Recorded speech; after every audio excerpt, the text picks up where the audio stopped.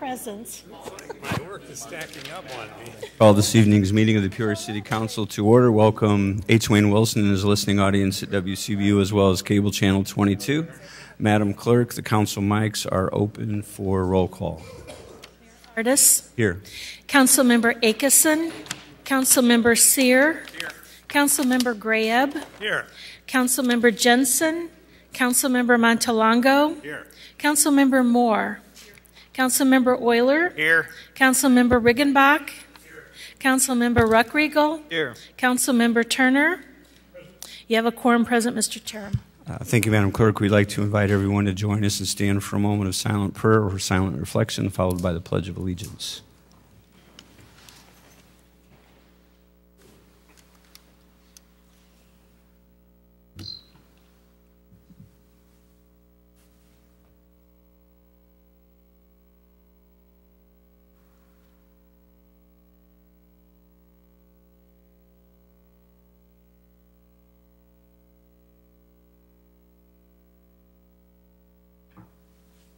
Pledge allegiance to the flag of the United States of America and to the republic for which it stands, one nation, under God, indivisible, with liberty and justice for all.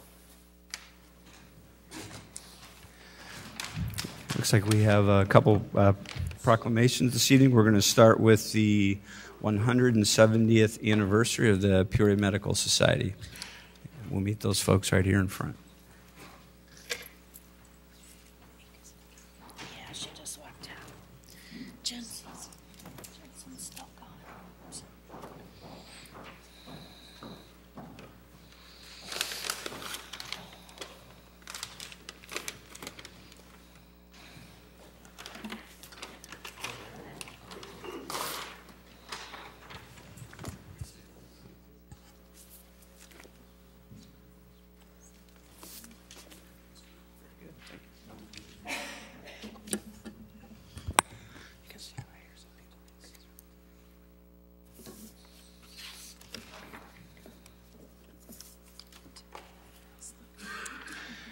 Whereas the purpose of the Peoria Medical Society is to promote the health and general welfare of the public, to respect and protect the rights and interests of the medical profession, to encourage the development and dissemination of knowledge as it pertains to all the branches of the art and science of medicine, to unite the physicians of Peoria County, to cultivate a true fraternal spirit among physicians, and to participate in organized medicine on both the state and national levels.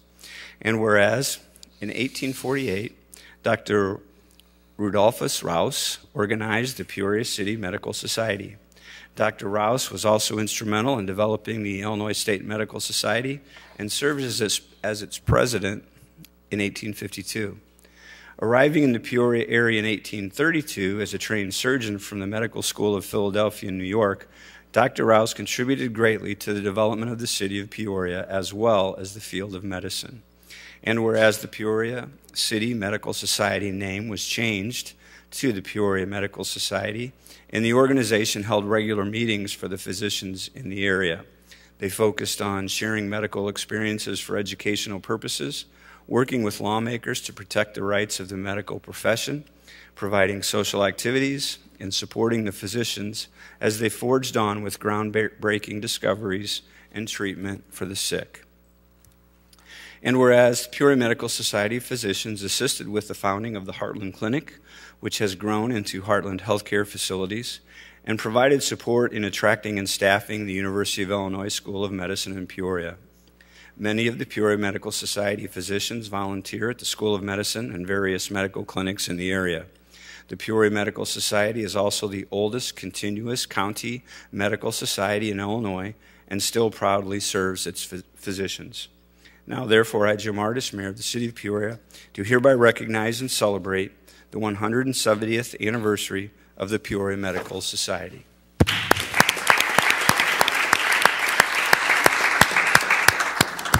Now it's my pleasure to introduce the President, also a member of the Peoria County Board, Dr. Greg Adamson.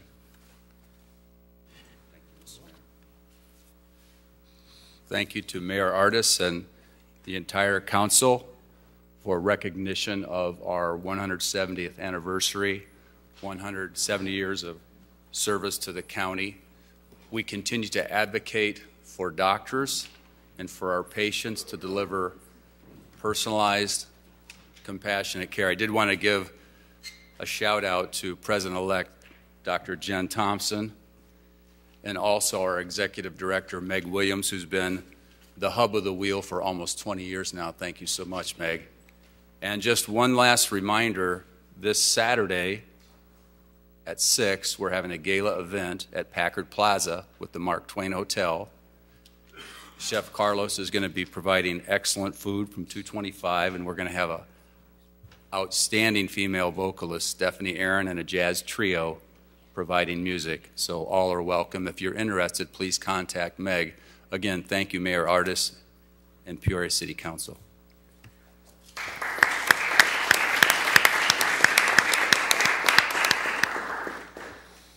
Next, we have Great Neighbor Appreciation Week. So the Assistant Director, Joe Doolin's here, as well as Josiah Williams, the Neighborhood Enhancement Coordinator, fresh off his big press conference yesterday. Whereas the City of Peoria Community Development Department aims to create a safer, cleaner, and more connected Peoria, and whereas neighborhoods play an integral part in maintaining and promoting a high quality of life in the City of Peoria, and whereas in a world where technology has caused a loosening in the bonds of local neighborhoods, it is of the utmost importance to honor our neighbors who go above and beyond to forge a sense of community.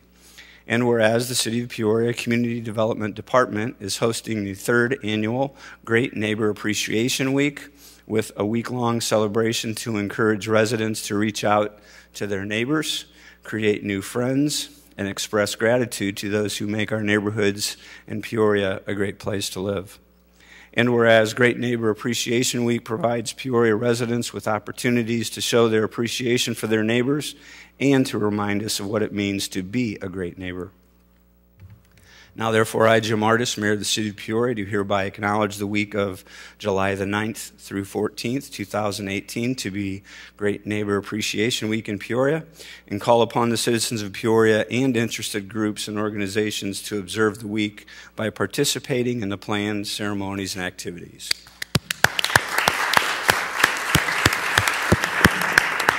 I'll hand it off to Mr. Doolin and Mr. Williams. Good evening, everyone. Mayor and Council, thank you for joining with staff this week to recognize Peoria's greatest asset, our neighbors and neighborhoods. This is our 3rd annual Great Neighbor Appreciation Week in the City of Peoria. The concept was created as a way to celebrate our residents and celebrate our community. I would like to first take a moment to recognize the staff of the Community Development Department and their help with putting this week together and the work they do in our community. Director Black and I are incredibly proud of the Community Development team and the work they do day in and day out to improve our neighborhoods by reducing blight, improving public safety, and maintaining property values. The department has worked hard over the last few years to approach neighborhood development with a balance of education and enforcement. It is an incredibly delicate balance.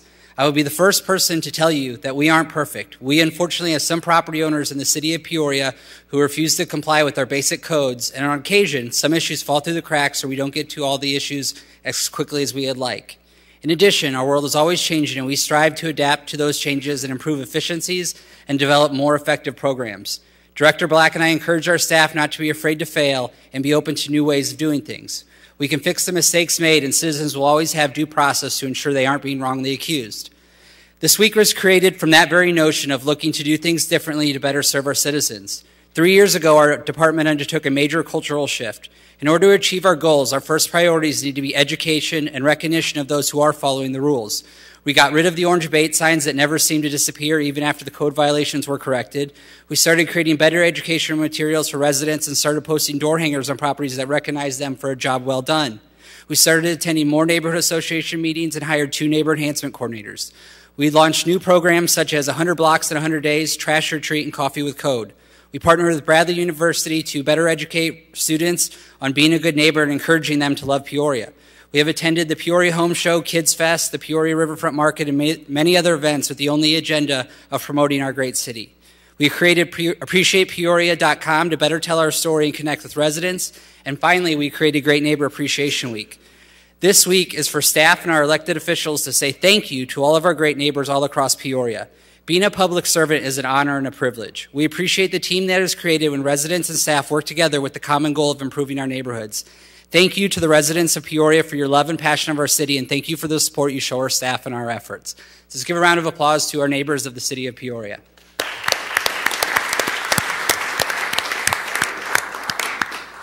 With that said, I want to introduce Josiah Williams, who's going to go over all of the list of events for the week. If you haven't had a chance to meet Josiah, he's been with our department for a few months now. He's a remarkably talented individual who's doing an amazing job carrying on our legacy of our previous neighborhood enhancement coordinator. So, Josiah. Good evening, everyone. First of all, I just want to point out, we didn't even plan and coordinate these red polos, but it just worked out. And we're making them look good. This week has been awesome so far, and I'm just glad and thankful to be continuing on the tradition of Great Neighbor Appreciation Week. We kicked off everything yesterday with a press conference talking about our new litter initiatives and programs. We had a fun hour of litter cleanup with Steve Tyler and the litter cleanup crew.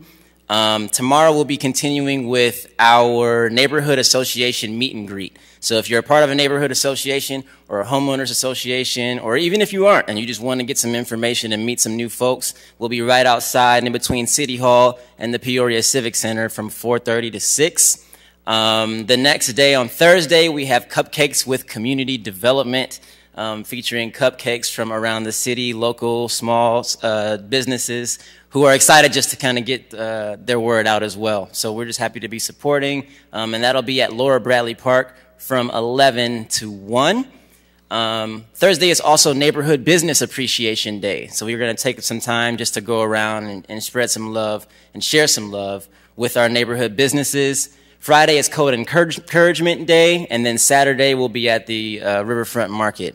I want to take a quick moment to say thank you to Joe Doolin, to Ashley Elias, and especially to Stacy Peterson, who have all been very helpful just in my time here in the past couple of months. Thank you all, and we hope to see you during Great Neighbor Appreciation Week. See you.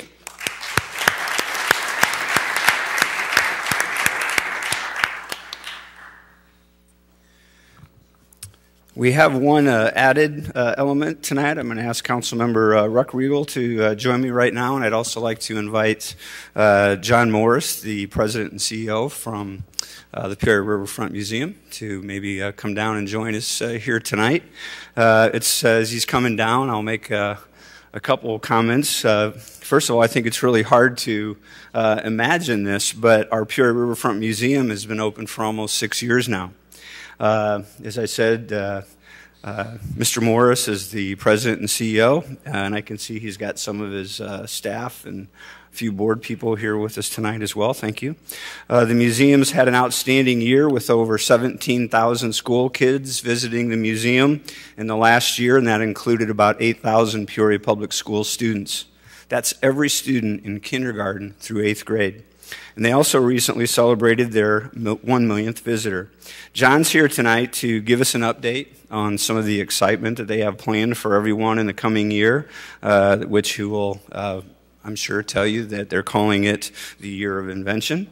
John's partnered with Jump Trade Simulation and Education Center and others that he's going to tell us about in a little bit right now, among other things, I imagine. And before I hand it off to John, I would like to personally thank Councilmember Sid Ruckriegel for his outstanding leadership as the immediate past chairman of the PRM board, and also welcome Katie McCord Jenkins, CEO at Illinois Mutual, who is the new chairwoman of the board. So with that said, we're looking forward to some really great information from you, Mr. Morris. And now I'm going to give it to Councilmember Ruckriegel. Thank you, Mayor. And you know, I think it's important to remember that it took a lot of organizations, a lot of people to come together to really create the vision of the Peoria Riverfront Museum.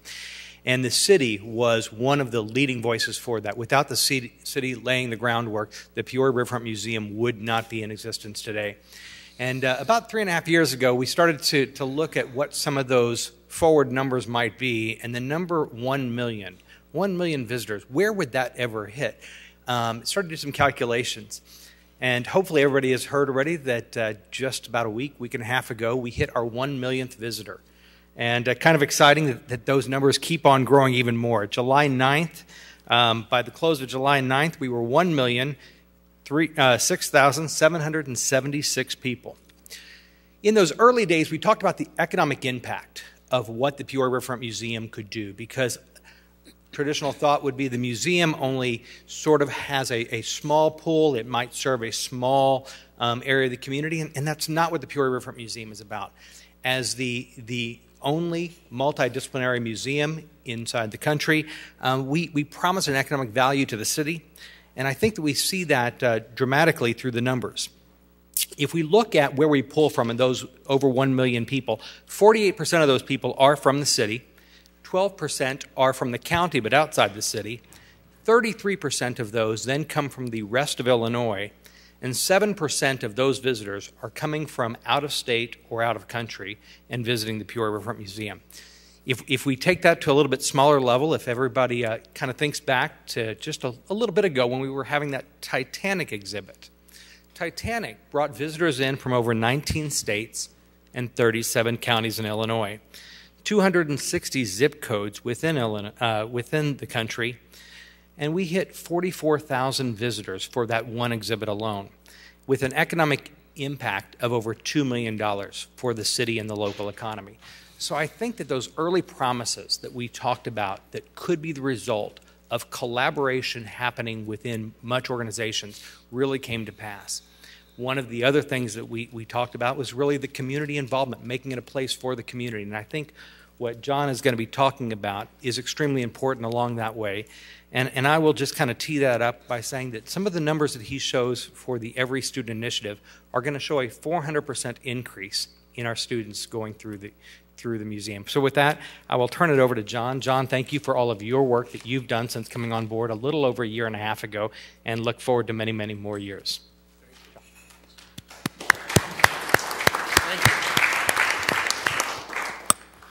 Good evening.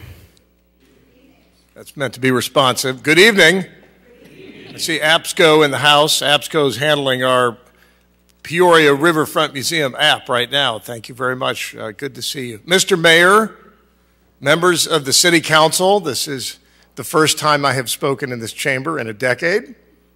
Councilman, nice to see you all. And it is an honor, Mr. Mayor, to be invited to give a quick update on the only museum of art, science, history, and achievement in the United States. The only one, the Peoria Riverfront Museum. With me tonight are some special guests. I'd like to introduce you to our Curator of Exhibitions and Collections, Bill Conger. Bill himself, a native Peorian, a Woodruff graduate. He's a nationally known artist and historian and just a wonderful addition to the staff of the Peoria Riverfront Museum. We're glad to have Bill with us. Kate Skierman. Kate's handing out some goodies to the council members, but Kate actually grew up in the back of the council chambers drawing pictures of the mural, Mr. Mayor, on the back, because her late father, Dick Newmiller, of course, was former mayor and member of this council for 20 years. So Kate is our chief operating officer. I want to recognize Kathy Newmiller, who's out in the audience, but our vice president for marketing. The team of 25 full-time people operate this private, not-for-profit museum that lives in a public house, owned by the county, but as Councilman Ruckriegel just mentioned, on land that was conveyed by the city of Peoria. The project really took a partnership of the city and the county at the time, and now we are 100% private, living in that building. We have 4,000 members on a $4.2 million operating budget, a tremendous number of generous people giving and supporting us.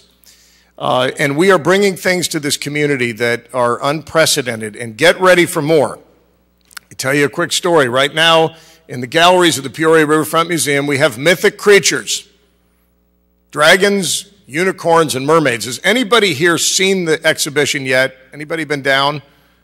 Good. Well, thank you. I know you have, your first month on the job.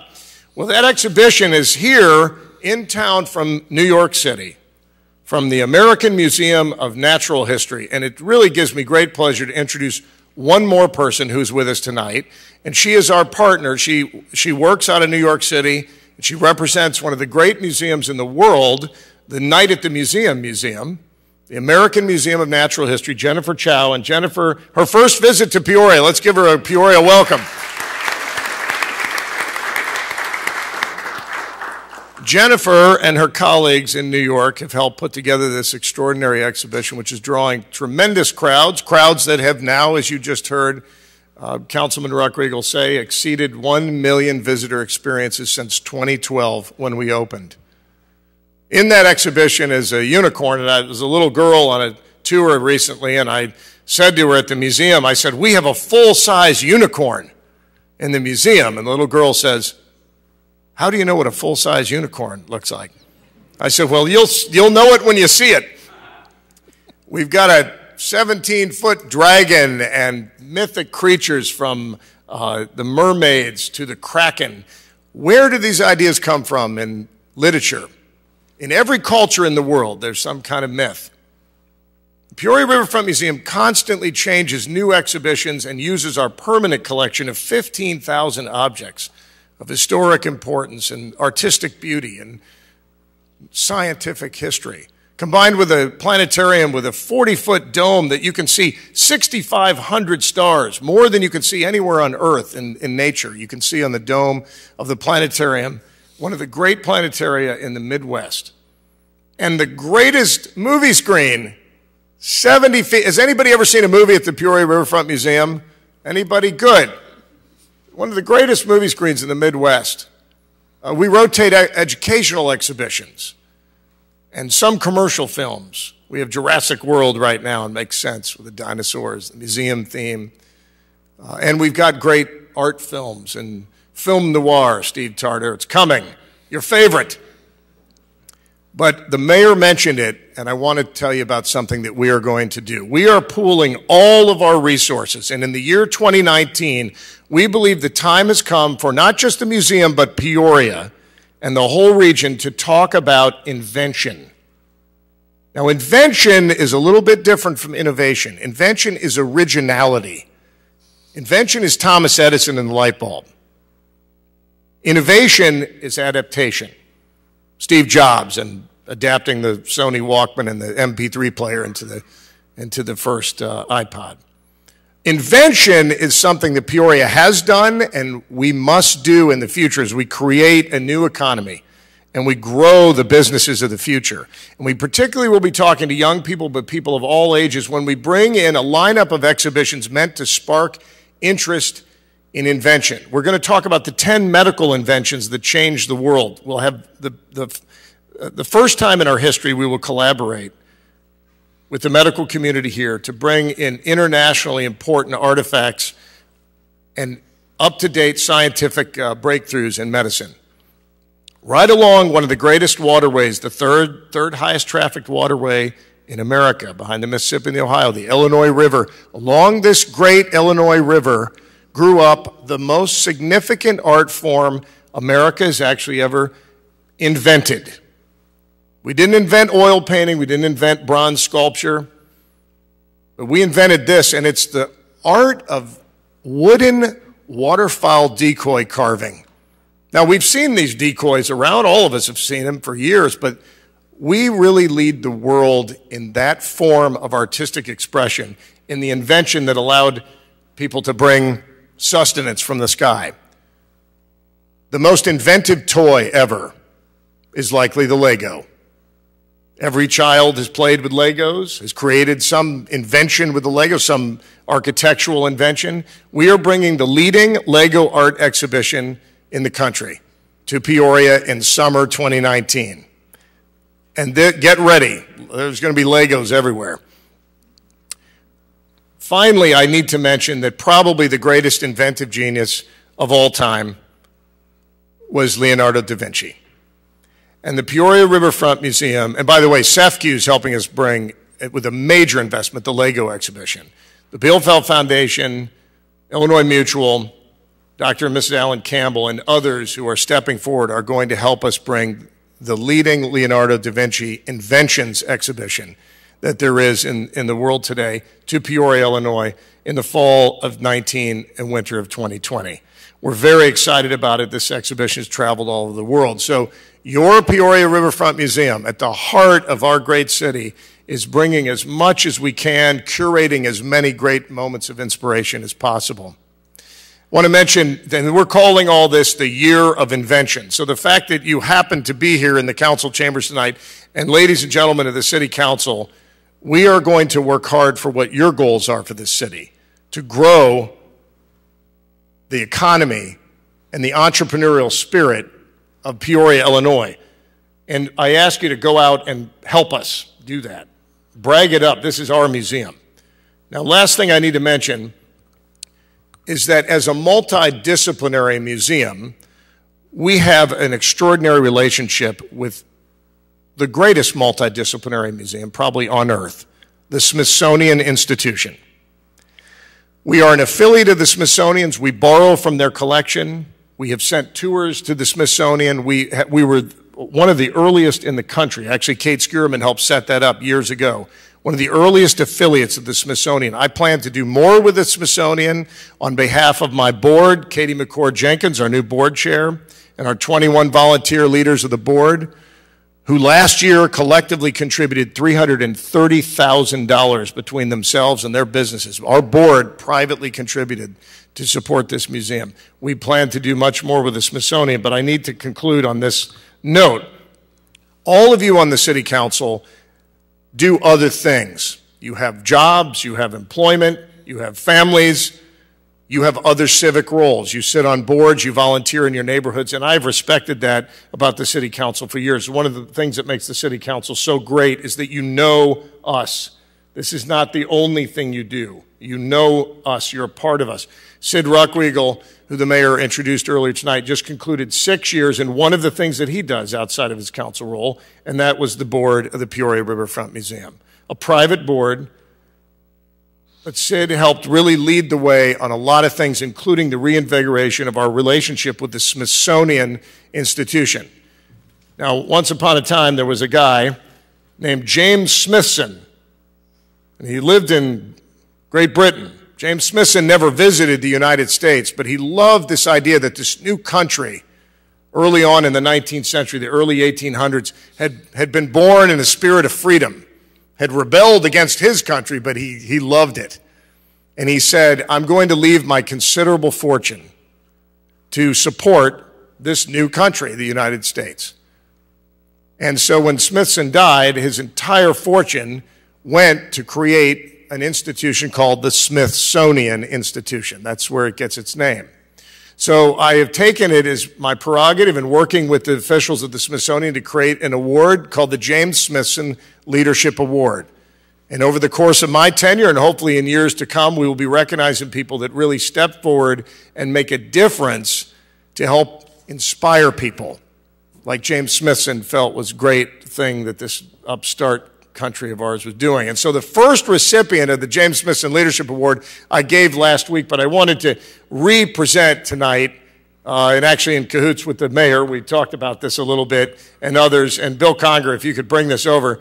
And it goes to one of our former board members and one of you all on this council, Sid Ruckriegel, so I want to show it off.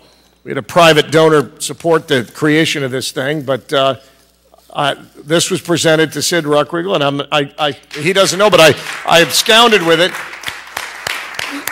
It's the James Smithson Leadership Award, and I really thank Sid and all of the board members who have made the Peoria Riverfront Museum possible, and all of you members. But Sid, I don't know if you want to say a few words in rebellion, but I will tell you that that award is good not only for our gratitude, but it is good for free parking at the museum, which already has free parking. But anytime you want, and we thank you. God bless. Thanks for your help. Thank you. John, stay up here. And the mayor, will you join me up here a minute? Because I think I'll leave it on this. It's very easy in the life cycle of a museum, in the life cycle of a city, in the life cycle of a community, to be able to figure one data point and think that's where we are. And 1 million was a really big number for us to get to. But it's a milestone. And many people mistake a milestone for the end of a destination. And they think that wherever you are at one point in time, if that's good, if that's bad, that's where you end. And that isn't true. A milestone just tells you that you're on the journey, on the right journey, and that you're headed toward the right direction. And so I think that that 1 million bodes well for the city of Peoria. It bodes well for our community, and it only tells us that there are many great things yet to come. So, Mayor, thank you for all of your leadership over the years on making the Peoria Riverfront Museum happen as well. Thank you.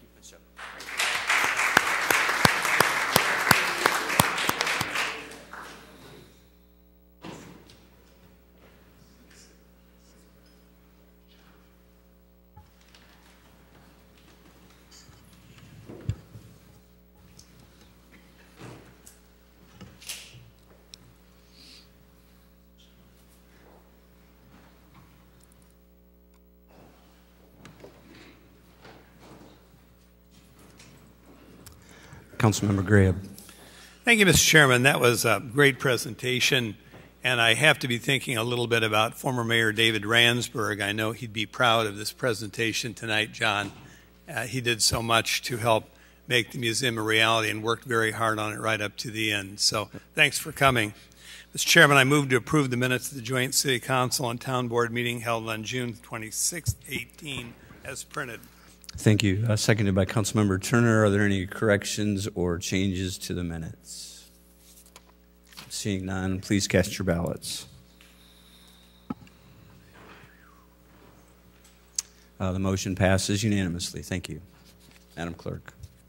We're at the consent agenda. 18-207 is a communication from the City Manager and Director of Public Works with a request to approve the submission of an application for a Build 2018 discretionary grant in an amount up to $25 million from the U.S. Department of Transportation for improvements to Main Street from the Illinois River to Farmington Road.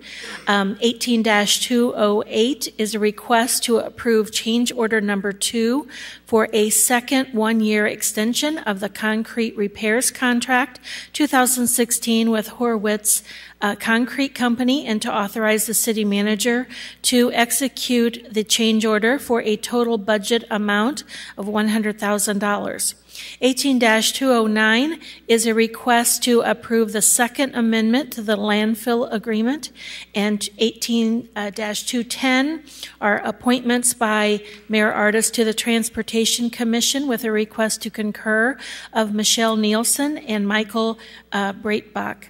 And that completes your consent agenda.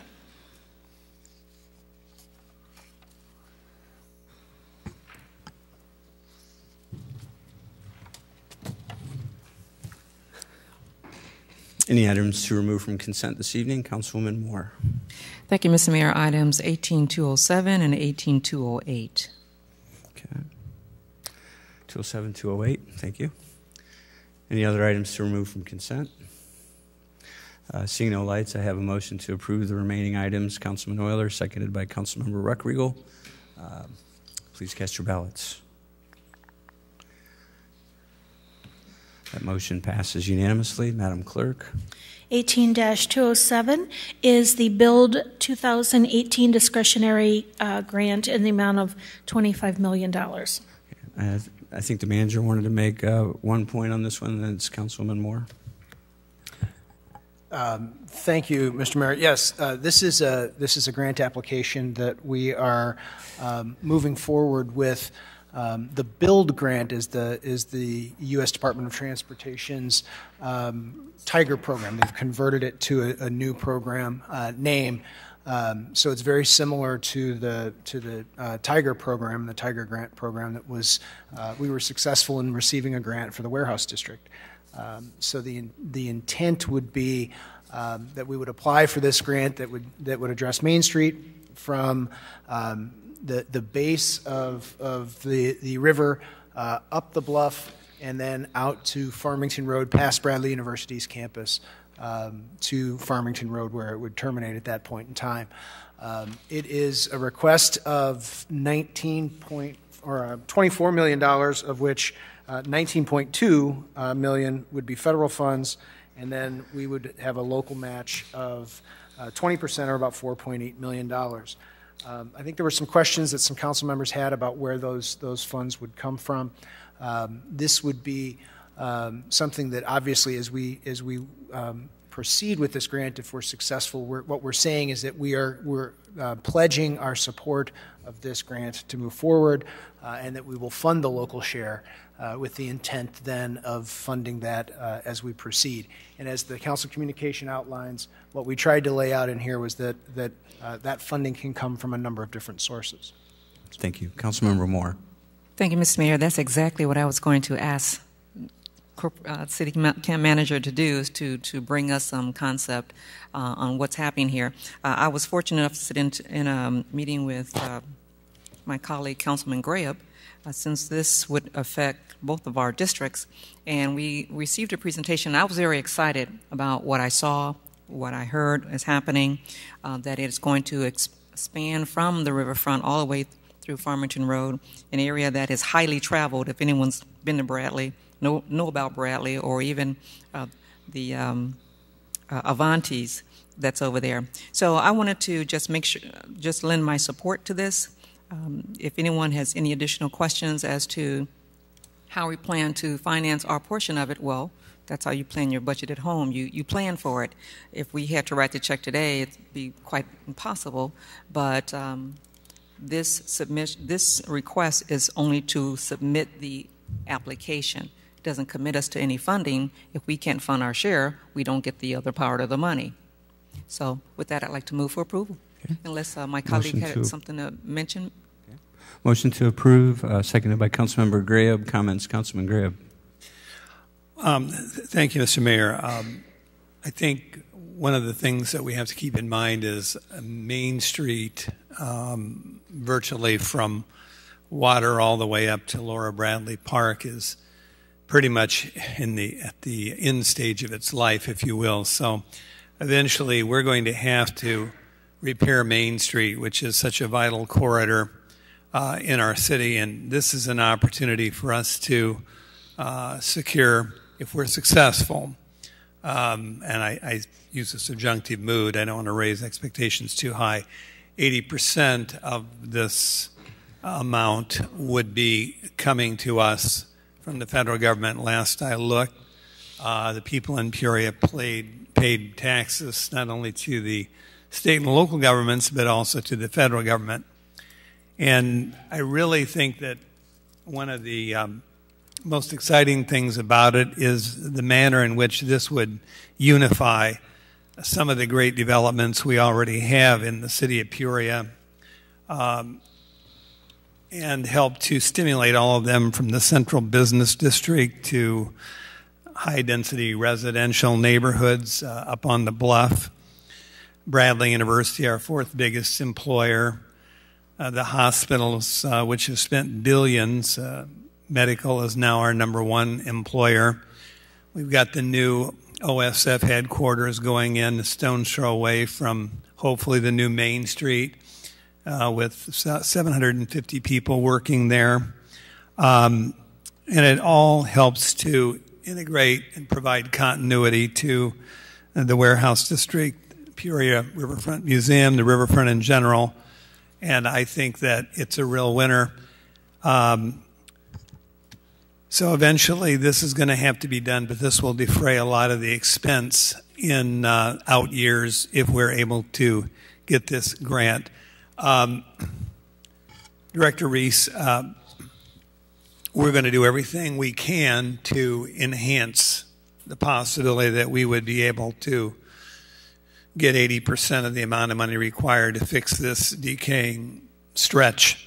But we're doing our best, but there's no foregone conclusion that it's going to happen. That's correct. The chances of getting a build grant are around 8%. It's a very competitive grant process that the federal government has put out. And we are, thanks to the mayor and our manager, we are talking to our representatives in Congress to help this along as much as possible, and I think it's a great thing for the city if we can actually land it. Thank you. Thank you, Councilman. Further discussion on this item? Okay. We have a motion and a second. Please cast your ballots. The motion passes unanimously. Thank you. Madam Clerk. 18-208 is a request to approve change order number 2 for a second one-year extension of the concrete repairs contract for 2016 in the amount of $100,000. Thank you. Councilmember Moore. Mr. Mayor, I like to, as is my practice when we have contracts coming before us, provide the Public Works Director an opportunity to express what the minority participation on this contract is. Thank you. So we pulled the information off of our computer software for what they have done the last 2 years, and their workforce breakdown is 20% minority or an African-American male concrete finisher, and the percentage of hours are a little over 14% that he is working on the project. Thank you, Director. With the city being 26% African American and 30%, about 30% minority, I think it's important for us to continue to try to reach a parity with the percentage of folks in our community, so that everyone gets to participate in whatever activity city funds are going towards. So thank you for that. Would that like to move for approval? Motion to approve, seconded by Councilmember Turner. Is there discussion on this item? Seeing none, please cast your ballots. The motion passes unanimously. Madam Clerk. We're at first readings. 18-211 is a request for a first reading review of an ordinance amending Chapter 26 of the Code of the City of Peoria to include Article 10, small cell antenna tower right-of-way siting.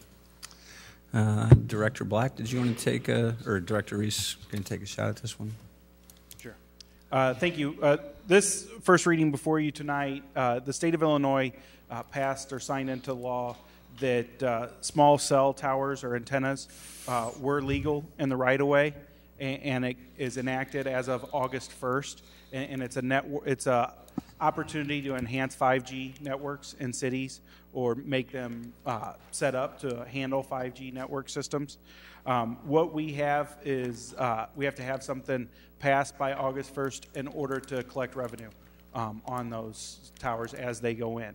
And so this ordinance allows us to, it's a range of $350 to $1,000 depending on where they go on private poles and how many antennas go up on them. And that is regulated through the state statute. If they go on a city pole, we're eligible to charge them a $200 fee.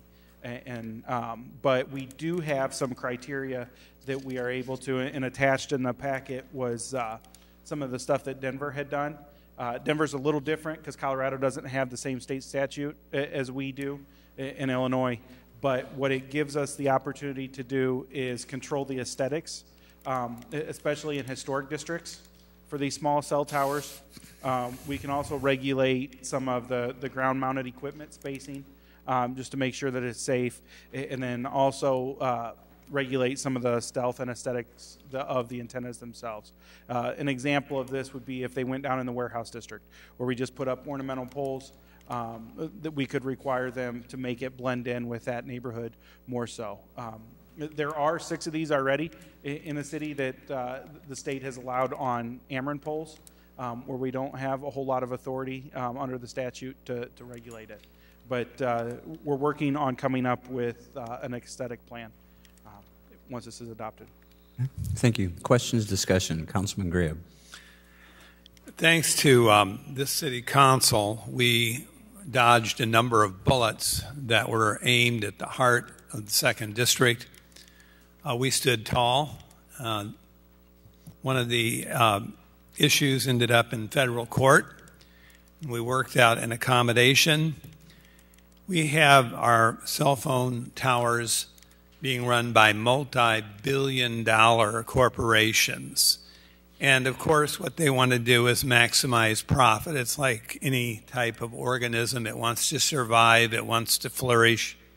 But it doesn't always want to do that in such a way as to benefit the peoples of our communities.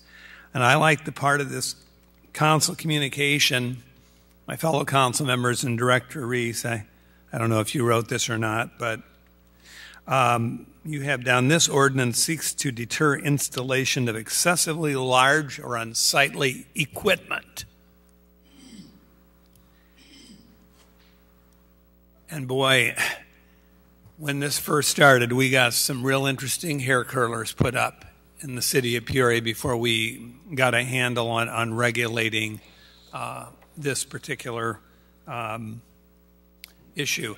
And none of us is opposed to helping to facilitate discussions via cell phone and so on and so forth, but we want it to be aesthetic and consistent in many cases with our heritage historic neighborhoods and all of our neighborhoods.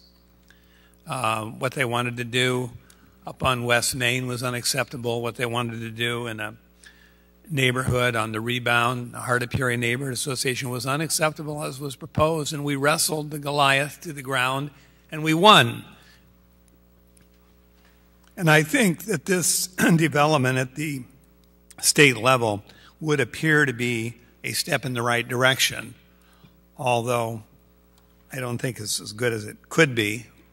But I do think that we were right standing up for the appearance of our neighborhoods and fighting the big Goliath. And the Goliath was interested in traveling around to all the neighborhood meetings and bringing tape recorders and looking for something that someone would say that might be actionable in a court of law. And we fought at this council, uniformly said, we're going to stand up for our neighborhoods, and we're not going to bow down to the wishes of some huge corporate giant. So this is a nice, fun evening tonight on this particular agenda. I started on a very positive note with the Riverfront Museum, so hope we can keep things going, Mayor, all the way to the end. I agree. Thank you very much. Is there further discussion, questions on the first reading? I'm seeing no lights, so I'd entertain a motion to receive and file. Councilman Sear, seconded Councilman Ruckriegel. Please cast your ballots.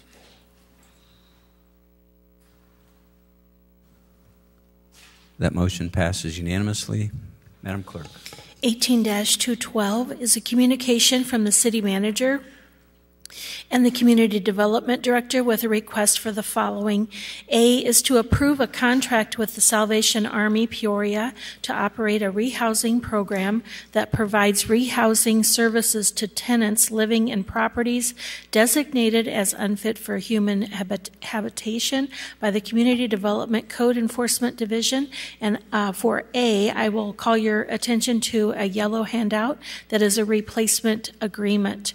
And then B is to allocate the $50,000 payment from the 1505 on the Avenue settlement to a set-aside rehousing program project.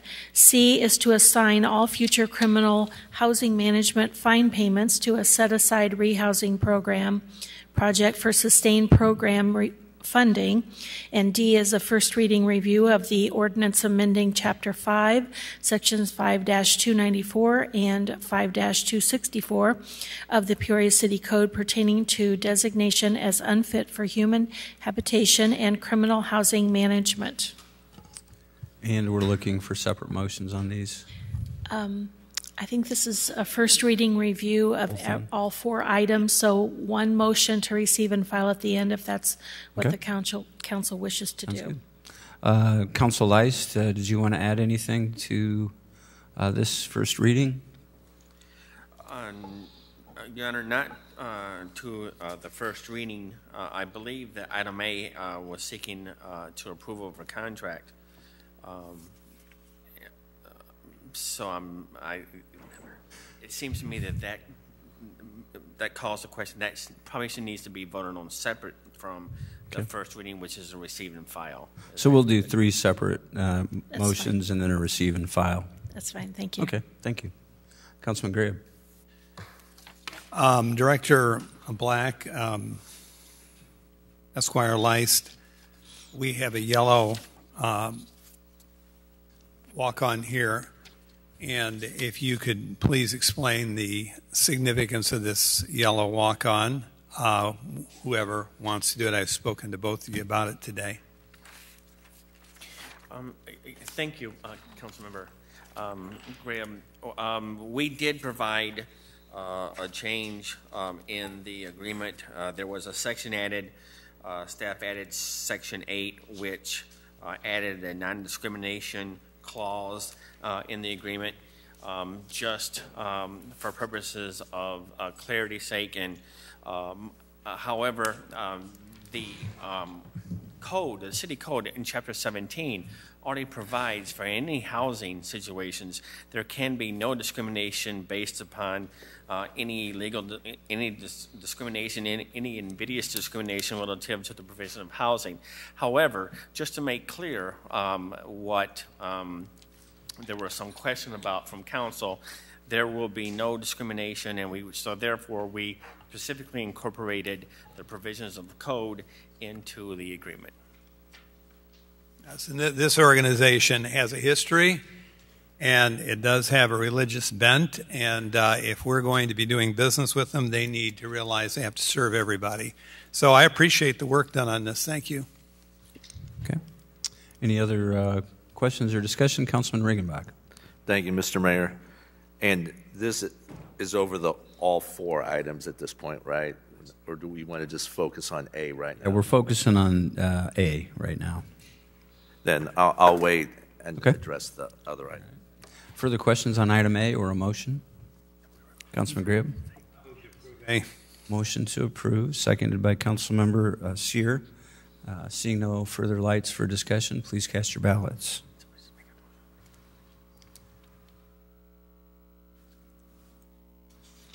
The motion passes unanimously. On item B, Councilman Gribb, did you want this one too, or? Yes, sir. Move to approve. Okay, motion to approve. Seconded, Councilman Turner. Discussion on this item, Councilman Regenbach. Thank you, Mr. Mayor. And I think we all remember a couple weeks before Christmas the events that took place at 1505 on the Avenue, or 1505 Pennsylvania, as some still call it. And what a trauma that created for the residents of that building. And I really want to thank Director Black and his staff for thinking outside the box as to how this kind of situation can be avoided in the future. And we know our community development department stepped up and worked with the continuum of care to make sure that nobody was homeless during that time and that people were relocated. But Director Black, if you would just go into a little bit of details, this $50,000 payment that we received from the owner of that building, I think, has to be one of the larger settlements we've gotten for fines, if I'm not mistaken, at least in the tenure that I've had around this horseshoe.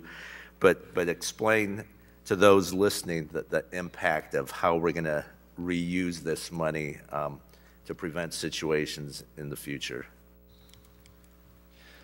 Thank you, Councilman. And I should mention that really a lot of the credit for the rehousing in late December of last year goes to, as you said, the Continuum of Care, the United Way, PCCO, Salvation Army, and multiple other organizations that really stepped up at a busy time of year to make sure that no one was left without somewhere to live. So effectively what this does with this, starting with this criminal housing management ticket that was paid, is to create a fund, and that fund will be used to make any future situation like this, and we certainly hope that there will be none, much easier to deal with. So instead of having multiple organizations trying to work on an ad hoc basis to pull together the resources that they have, and in some cases very limited resources with very limited cash flow, this agreement and this seed money to start the program will allow the Salvation Army to coordinate that process for us, so that anyone in a situation where they have to move out of the house because of no fault of their own, but because the property owner has not maintained the property, then they can very quickly be moved into another safe and decent housing environment. I think oftentimes when situations like this occur, all of us around the Horseshoe and the community at large looks to the city to provide leadership in a situation when there's people being put on the street. So I think this is a great creative way to use those resources and use that fine money to ensure that it's known that Peoria does have a heart. So I enthusiastically support the concept of what we're discussing here this evening. Okay. Thank you very much. Further discussion on this item? Seeing none, we have a motion and a second. Please cast your ballots.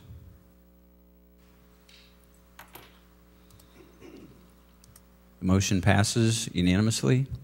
We'll be on item C to assign all the future criminal housing management fine payments to the set-aside rehousing program project for sustained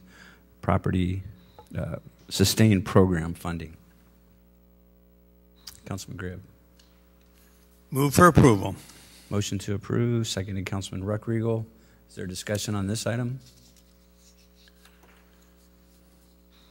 Seeing none, please cast your ballots. That motion passes unanimously. Thank you. Finally is the first reading on the ordinance. I don't know if Council Leist or Director Black, if you wanted to just do a quick summary on that one, Director. Thank you, Mayor. These are some relatively straightforward ordinance amendments that basically just allow us to implement the rehousing program as outlined in the agreement. Okay, thank you. Questions, discussion, motion. Councilwoman Akeson, motion to approve. Thank you. Seconded by Councilmember Riggenbach. Councilwoman Moore. Thank you, Mr. Mayor. Director, once it comes back for final reading and it is approved, when will it be effective? I'm particularly referencing on the last page, item D, section 5-296, designation as unfit for human habitation. And I believe it's item, not D, C, where it references the types of, well, actually, the whole ordinance, because what I'm getting at is, as you know, as your code enforcement department, as Joe Doolin knows, that we have an extreme amount of neglect by landlords on properties in the first district. And by reading this, the reason I ask when it goes into effect is because I would want the very next day for us to be adding money to that fund, because a lot of this is existing right now in a large way on the south side and in the North Valley. So first, let's answer that question so the landlords out there and folks who live in some of these substandard housing will understand when this will go into effect.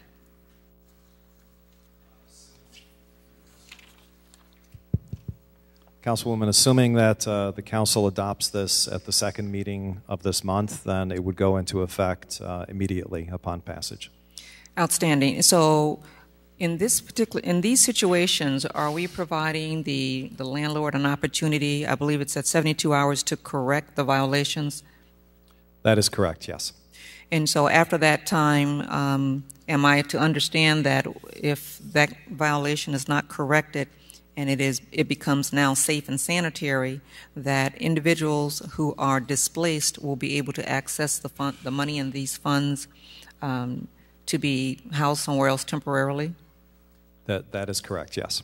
And would those funds that are used for those persons be then required from that landlord who is deficient to replace those funds and a fine on top of that? That is also correct. Thank you. Let's vote on this thing. Okay, thank you. Any further discussion? Seeing none, please cast your ballots.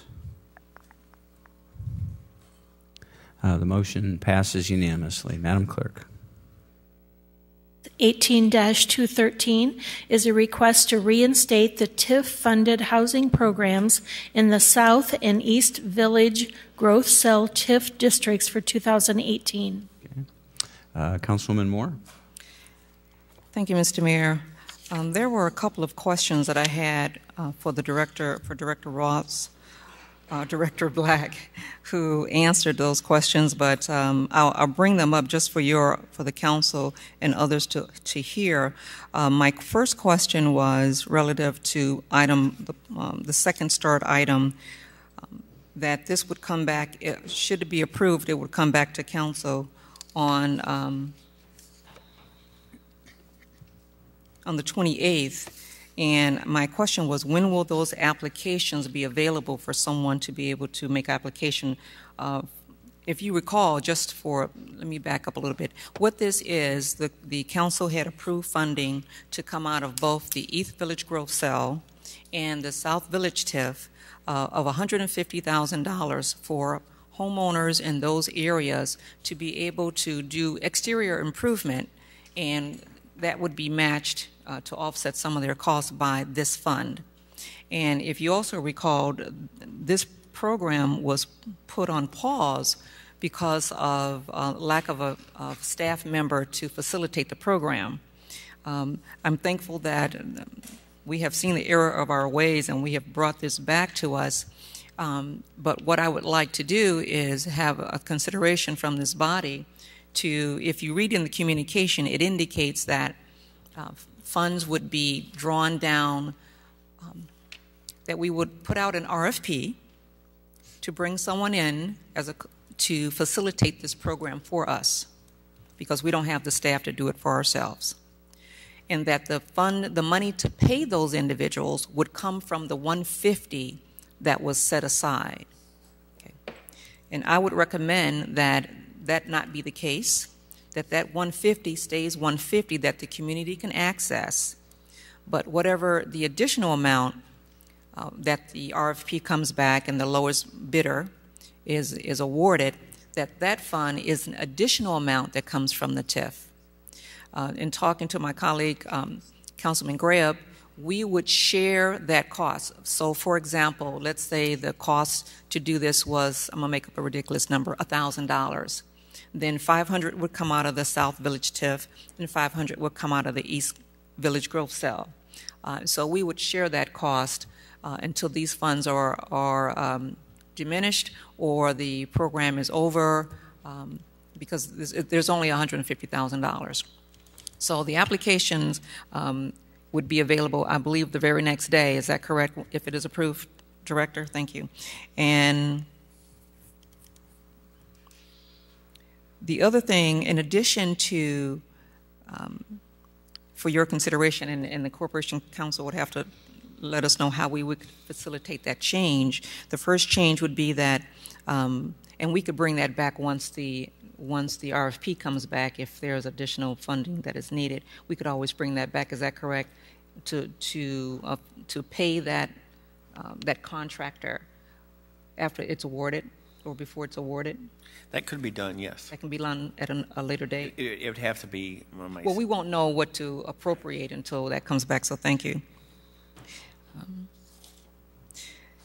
The other issue that came up was that on the fourth start item, there are some changes that are being made to the guidelines that were original to this program. And one of the changes was the removal of cost sharing for replacement of fences. And I would like for us to reconsider that. In the original program guidelines, you could have your fence replaced, you would pay half, and this program would pay the other half. That has now been removed. I know of at least one application that's been hanging out there because this program has been on pause, that had their money ready to do their half of the fence. So I would like to add that back. Could we do that at this point, or would we need to bring that back? Be an official action of the City Council that you wish to revisit that issue and have a reconsideration of that issue. So it would have to be brought back with that Correct. included? Correct. Okay. So would it be proper then to defer this for 2 weeks so we can bring it back to include the fence? Yes, it would. Okay. So then having gone through all of that, then I'd like to move for deferral. Motion to defer to our first Meeting in last August. meeting Yes, in to the next July. meeting. Seconded by Councilmember Turner. Discussion on the deferral. Councilman Riggenbach. Thank you, Mr. Mayor. Director Black, if we defer this for 2 more weeks, then it's going to push the availability of the funds into the middle of September. So how, or Corporation Council, let's think this through for a minute. Since these, can't we just amend the proposal tonight to include what Councilwoman Moore just requested? Can't we just add that as an amendment to this? Would it present a timing problem for the department, Yes, Director Black? Yeah. If, in order to have the request for proposal out for an appropriate amount of time and then still get it back for the second meeting in August, that's where the time period is getting a little short if the council doesn't take action. Perhaps what the council could do this evening, as this is a request to reinstate the program with recommended language, our proposal has always been to bring back the final program guidelines at the meeting in August, along with a recommendation to enter into a contract with a program administrator. So perhaps if the council could take a vote this evening to recommend changes to what is proposed here, then we would bring back for actual action at the end of August. Is that? I'm fine with that changes if that's the will of the council, but it would just be cleaner if we have a final vote on the presentation of a final draft. So I don't want to make sort of the piecemeal changes, but as Director Black suggested, we can note that change, staff understands that change, and we can make that change for a final vote at the next available meeting. That way, I think it's the cleanest procedure, and also apparently we won't run into a timing situation as long as we do it then.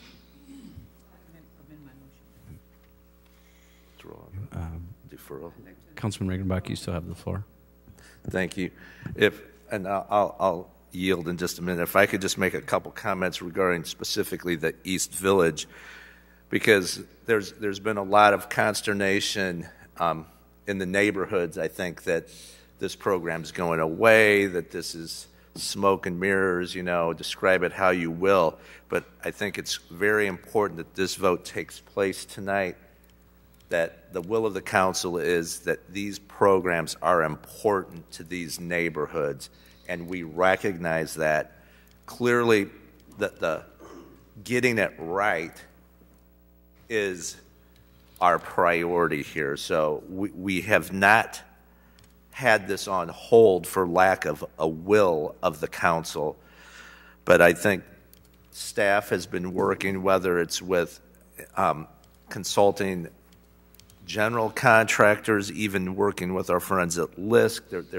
There's been a lot of dialogue going on, much slower than some would like, admittedly, but I want it to be clear that and I think this vote will exemplify that as well, that the will of the council is that these programs take place, and clearly the TIFs are used for economic development, which are a tremendous asset for these neighborhoods, but these programs specifically benefit the mom and dads and those single-family homeowners. So with that said, I am enthusiastically, again, supporting the reinstatement of this, and I'm going to conclude with that and see how we can get this rolling. Thank you, Mr. Mayor. Okay, thank you. Thank you, Mr. Mayor. I'd like to withdraw my motion to defer and instead move for approval. Okay, motion to approve. Seconded, Councilman Riggenbach. Discussion, Councilman Graham. Director Black, the East Village growth cell does extend on the part of it, small part, does extend onto the west side of Knoxville, correct? Yes, it does. I apologize for not having Council District 2 on there. That's okay. I want to make certain that we understand that this impacts 3 districts, and it has facilitated some business development. Yes, it has. Certainly, the extent of the East Village growth cell within the 2nd Council District is really the first set of properties on the west side of Knoxville Avenue. So they're primarily, if not exclusively, commercial properties, and the TIF has benefited from the McDonald's construction, the Burger King construction, and the car wash construction, and some other commercial improvements that have occurred along that corridor. Right. So it is more than just, not that it's not important, but it's housing programs and even help to business. Thank you. Okay. Thank you, Councilman. I'm seeing no further lights. We have a motion and a second. Please cast your ballots. Motion passes unanimously. Thank you. Madam Clerk. 18-214 is a request to adopt the Downtown Streetscape Master Plan. Councilwoman Moore. Thank you, Ms. Mayor. I'm going to move for approval on this, since this is the adoption of a plan that was presented to us in its entirety last year, and we're just codifying that at this point. Okay, thank you. We have a motion. Is there a second? Councilman Turner, discussion on this item? Seeing none, please cast your ballots.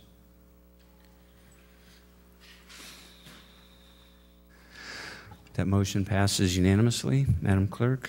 18-215 is a request to concur with a recommendation from the Planning and Zoning Commission and staff to adopt an ordinance rezoning property from a Class R3 single-family residential district to a Class CN neighborhood commercial district for a portion of property at 400 East War Memorial Drive, commonly known as the Peoria Stadium. Councilman Regenbach. Thank you, Mr. Mayor. Move for the approval. Motion to approve, seconded Councilman Turner. Discussion, Councilman Regenbach. Thank you again. This item before us is the result of quite a series of public input that the school district embarked upon going all the way back to 2016 when the first forum was held on the future of the stadium. I think it's obvious that our school administration and the school board is very committed to doing what they can to restore the stadium site back to its historic stature. Councilman, can I put you on hold for 1 second? Sure. I neglected to recognize Councilman Ruckriegel for this before the discussion started. Councilman. Thank you, Mayor. Please let the record show that I'll be abstaining from this as chair of the APSCO board. Thank you. Sorry about that. Councilman Regenbach. Thank you. Through 2016 and into early 2017, there was a number of plans being floated that ended up falling to the wayside. But then in the summer of 2017, Alexis Kazam and APSCO, the tremendous organization that he helped found and facilitate, stepped forward with a plan to help raise funds to rehabilitate the stadium itself. And part of that was to put an electronic message board sign under the iconic football sign that's graced the stadium site for as long as any of us can remember, I think. There was a number of public hearings held early on just at a 30,000-foot level. Specifically, in October of last year, there was a public meeting in which the neighborhood organizations were all invited to. It got quite a bit of publicity. And at that point, the plan was unveiled as to the specifics on the sign, which was needed to have an intergovernmental agreement with us at the city, and then how they would use those funds to facilitate the refurbishing of the stadium itself. Since War Memorial, bless you. Since War Memorial is a state highway, IDOT got the opportunity to weigh in on it, and that is why we're here today, because electronic sign that sells advertising has to be on a commercial parcel. The school district, again, worked very diligently to allay any concerns that people had that this was a foot in the door for some large-scale commercial development, and has continued to whittle the site down. State Representative Spain helped facilitate a meeting with IDOT officials so that it was clear exactly what the requirements were, and that IDOT was very much aware of what this sign was going to represent. Hence, the next community meeting was held in April, and at that time there was a very, very healthy discussion with the neighborhood associations about what commercial zoning would look like. Rather than going with the C2 zoning, our staff, working with the school district, working with the ABSCO students, working with the homeowners nearby, came up with the CN recommendation. Again, it's less than a 1 acre site. It's the neighborhood commercial designation, and Director Black can fill in any details that council would request on that, but we have the most, the closest neighborhood association, the Oak Cliff neighborhood, actually sent a letter to the Planning and Zoning Commission officially supporting this. So I feel very confident that this is something that is going to be able to help fulfill the desires of so many people that we heard from in the last number of years to get the stadium site back into a useful recreation facility. So, as I said, I'm happy to move for the approval. Okay, thank you. Further discussion on this item, Councilmember Akeson. Thank you. I have a few questions about the proposal. Just so that I'm clear on this, Director Black, in order to erect a sign, and I heard Councilman Riggenbach say the sign is going to be under the existing sign. There's no photo. I mean, we don't have any rendering or any. It's not attached to the council communication. So, Councilwoman, what is before the council this evening is simply a rezoning. This is not a development request. So I understand that, but in order to approve the rezoning, I want to know what it is we're getting for making such a dramatic change to this particular parcel. I mean, the whole request is predicated on a series of hypotheticals and imagined outcomes, and I think at least what we deserve to see is an idea of what we are agreeing to, why we're agreeing. They claim that they want a sign. They say in order to put a sign up, they have to have the land rezoned. We know that the citizens don't want to see this become commercial, that the citizens have been persuaded to go along with this because they've been told that this is the first step, and I've been told this is the first step to restore the stadium to a full-scale athletic complex. But there are so many unknowns. I just want to start with, what's this sign going to look like? I don't think it's an unreasonable request. Councilman Riggenbach. Director Black, correct me if I'm wrong, but when we approved the intergovernmental agreement in September last year, I believe that's when we had all the renderings of the sign. I mean, I made some copies of some of the news stories, so I've got one, but wasn't that part of the IGA originally? The purpose of the IGA, intergovernmental agreement, was to allow the sign, correct? Shown several times. We have a picture of it if necessary. Director Black.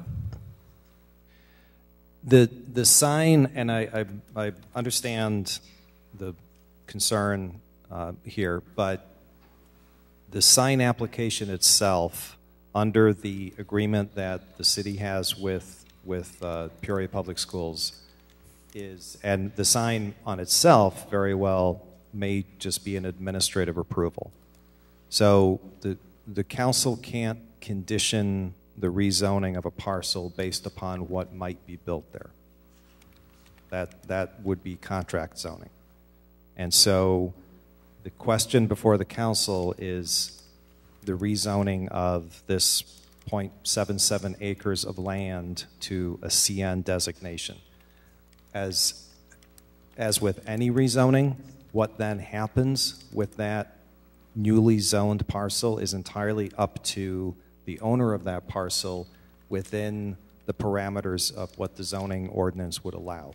So the property owner could decide, just like any property owner, that they wanted to use it for any legitimate and legal purpose that is allowed within the CN district, and therefore they could do it. Okay, so just for my checklist, we don't have a rendering of the sign attached to this. We are being asked to change it from residential to CN. Now, if you could describe to me what is allowed in CN, so could we put a strip mall with a Morton building or made out of corrugated metal on this location?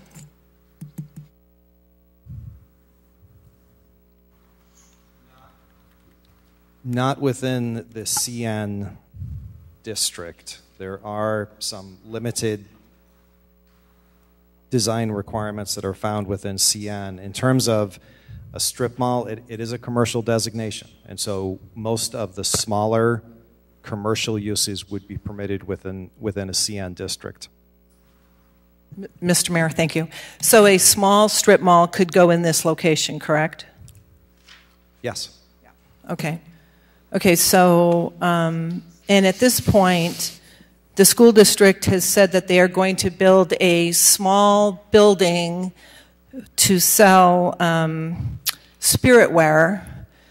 And I went to the committee meeting at the school district, and I asked the finance, the person responsible for the finance, if he had any more information about that building, and he said no. I was also told that the district wasn't going to be funding any of this.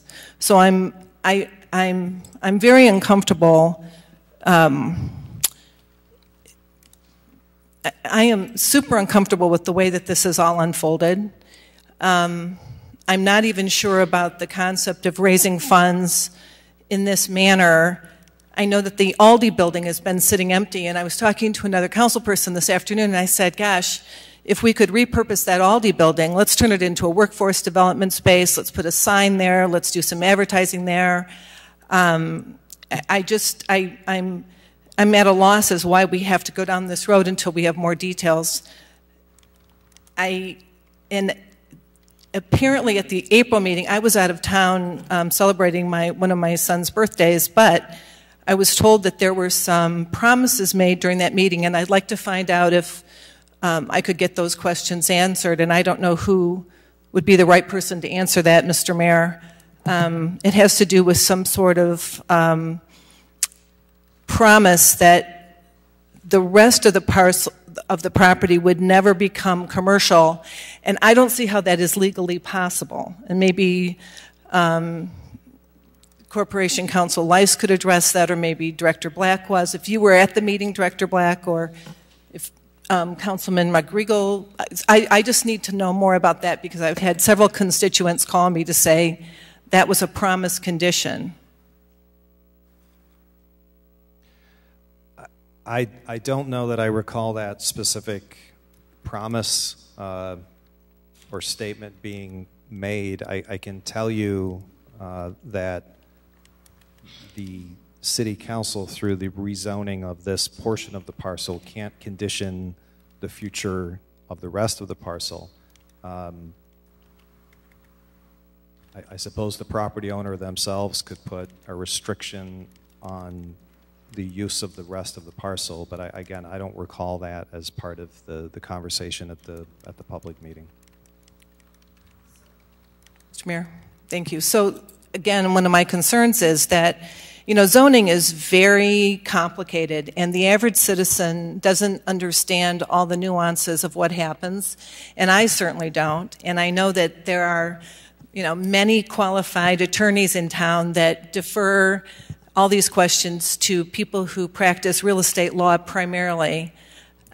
So, you know, for a variety of reasons, I applaud people who are making an effort to restore this stadium, but I feel that this needs more work, more time, more information, and for those reasons, I just absolutely cannot support this. Thank you. Thank you. Councilman Riggenbach? I was at that meeting, and there was quite a bit of discussion and ideas thrown around, and that certainly was one of them. But the school district has representatives here, and perhaps Mr. Willis would like to address them personally, but I don't recall there were no commitments made that night because there was so many ideas thrown out, and those ideas are the ones that came forward to the Planning and Zoning Commission in May, and then consequently were voted on at the June meeting. So I think that there was, besides the meeting in April, there was 2 further follow-up sessions that the project was discussed. And again, I'm pretty confident that the sign itself was presented to the council in September. But I would just say one last thing is this is 0.7 acre.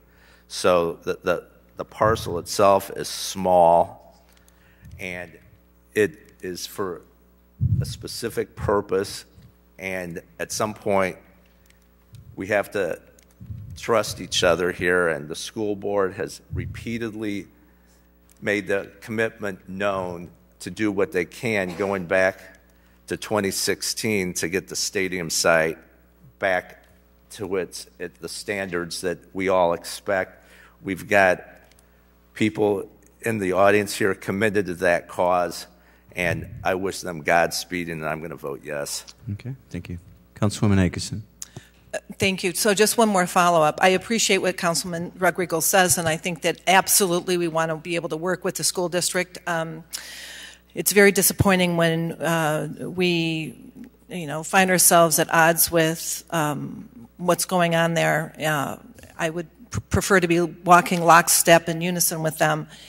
But I was also told at the meeting that I attended, the committee meeting, that the district would have no money in this at all. And that's correct, right? Yes, I see the finance guy shaking his head.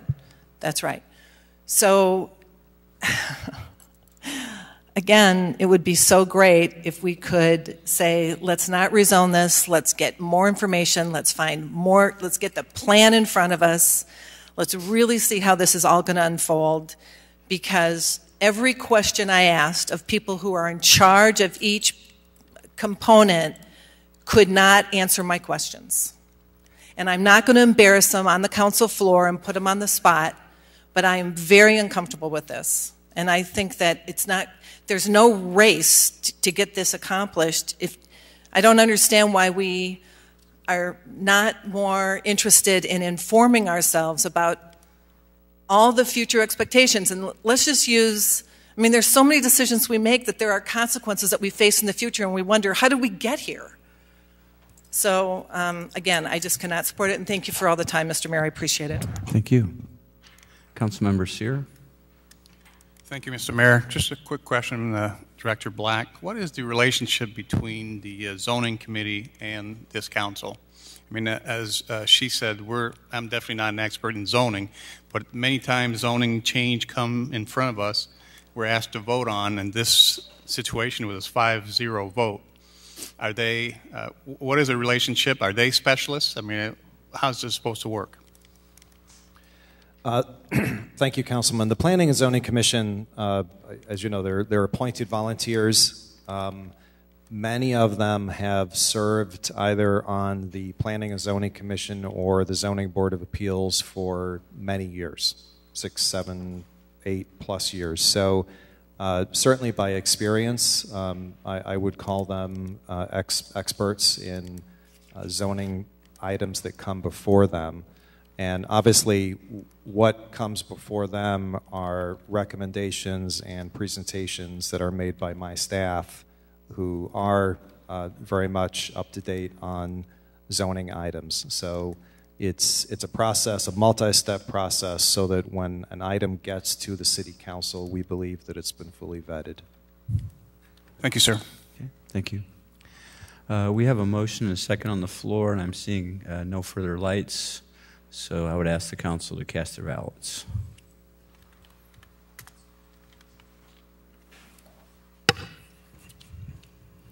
That motion passes with 8 ayes, 1 no, Councilmember Akeson, and 1 abstention, Councilmember Rockriegel.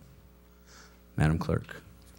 18-216 is a request to receive and file a presentation from Peoria Opportunities Foundation regarding a proposed project entitled East Bluff Housing.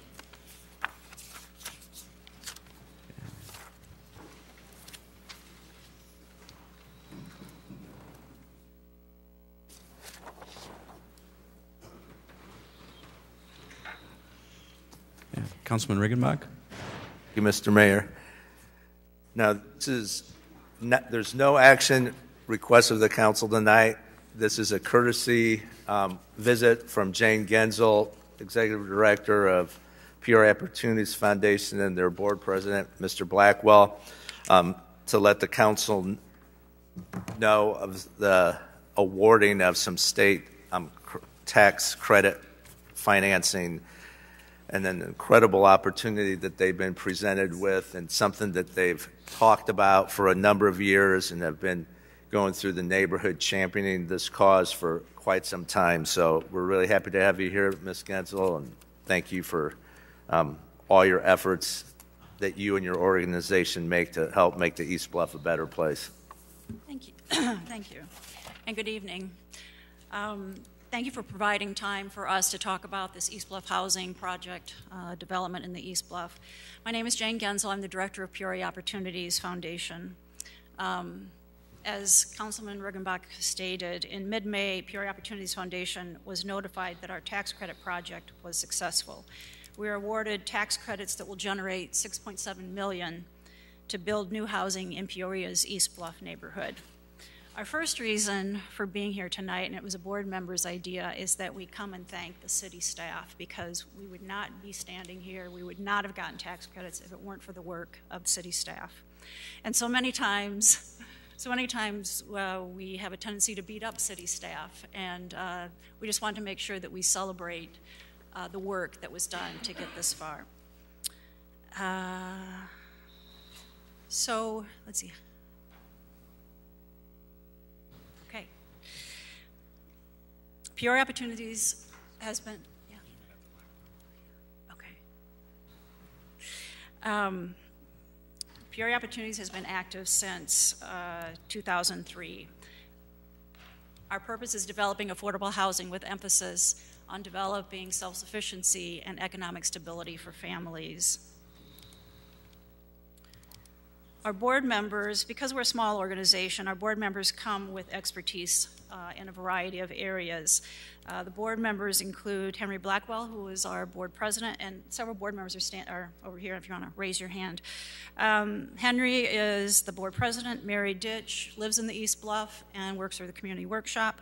Donna Fauntleroy, who's here, is a banker with realtor with Coldwell Banker.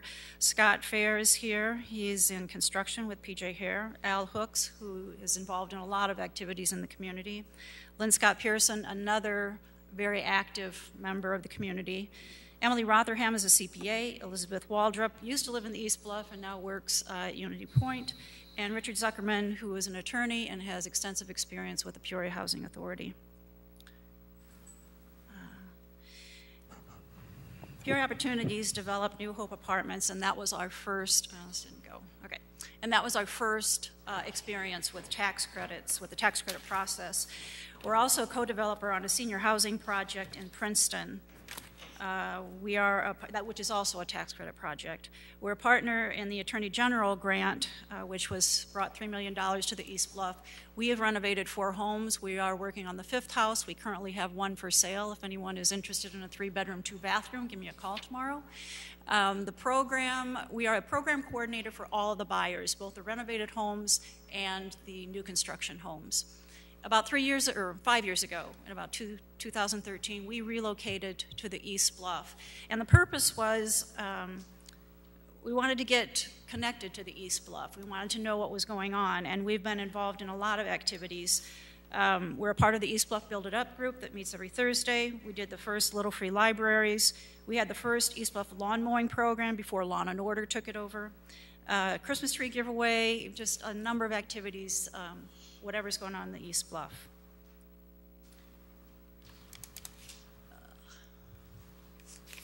Which laptop am I supposed to point this at?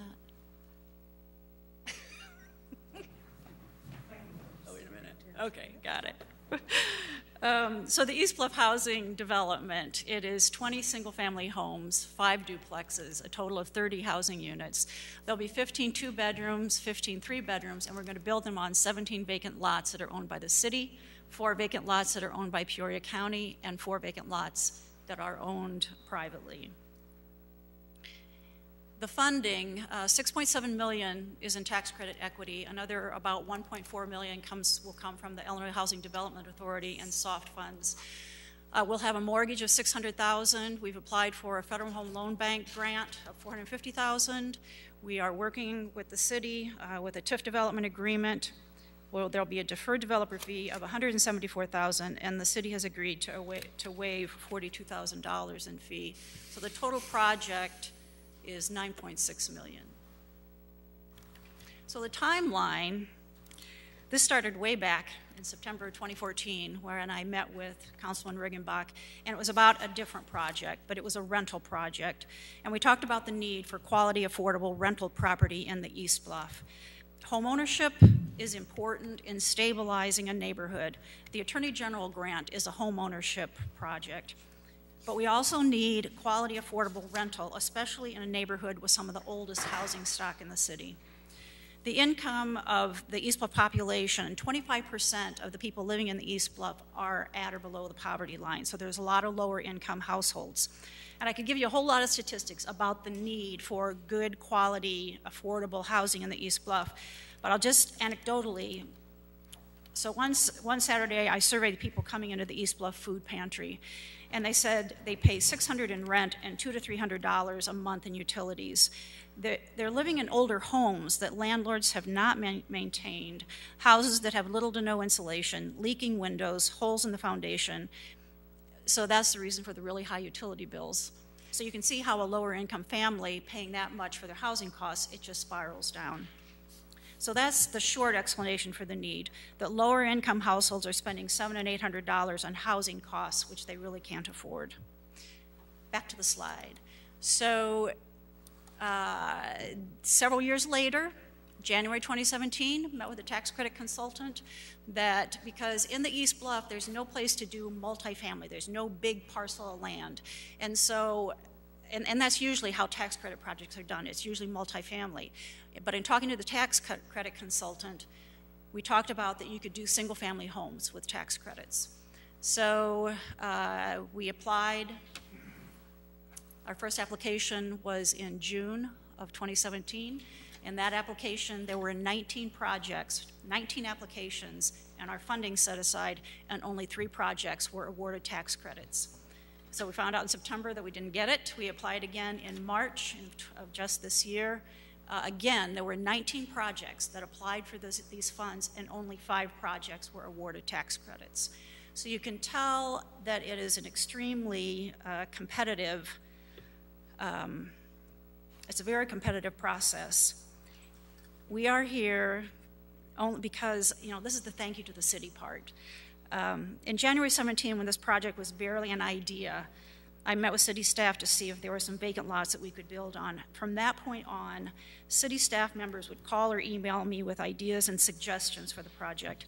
Shannon Tetchy, which is in the, she's in the community development department, started a spreadsheet of all the lots that we're using, 25 sites.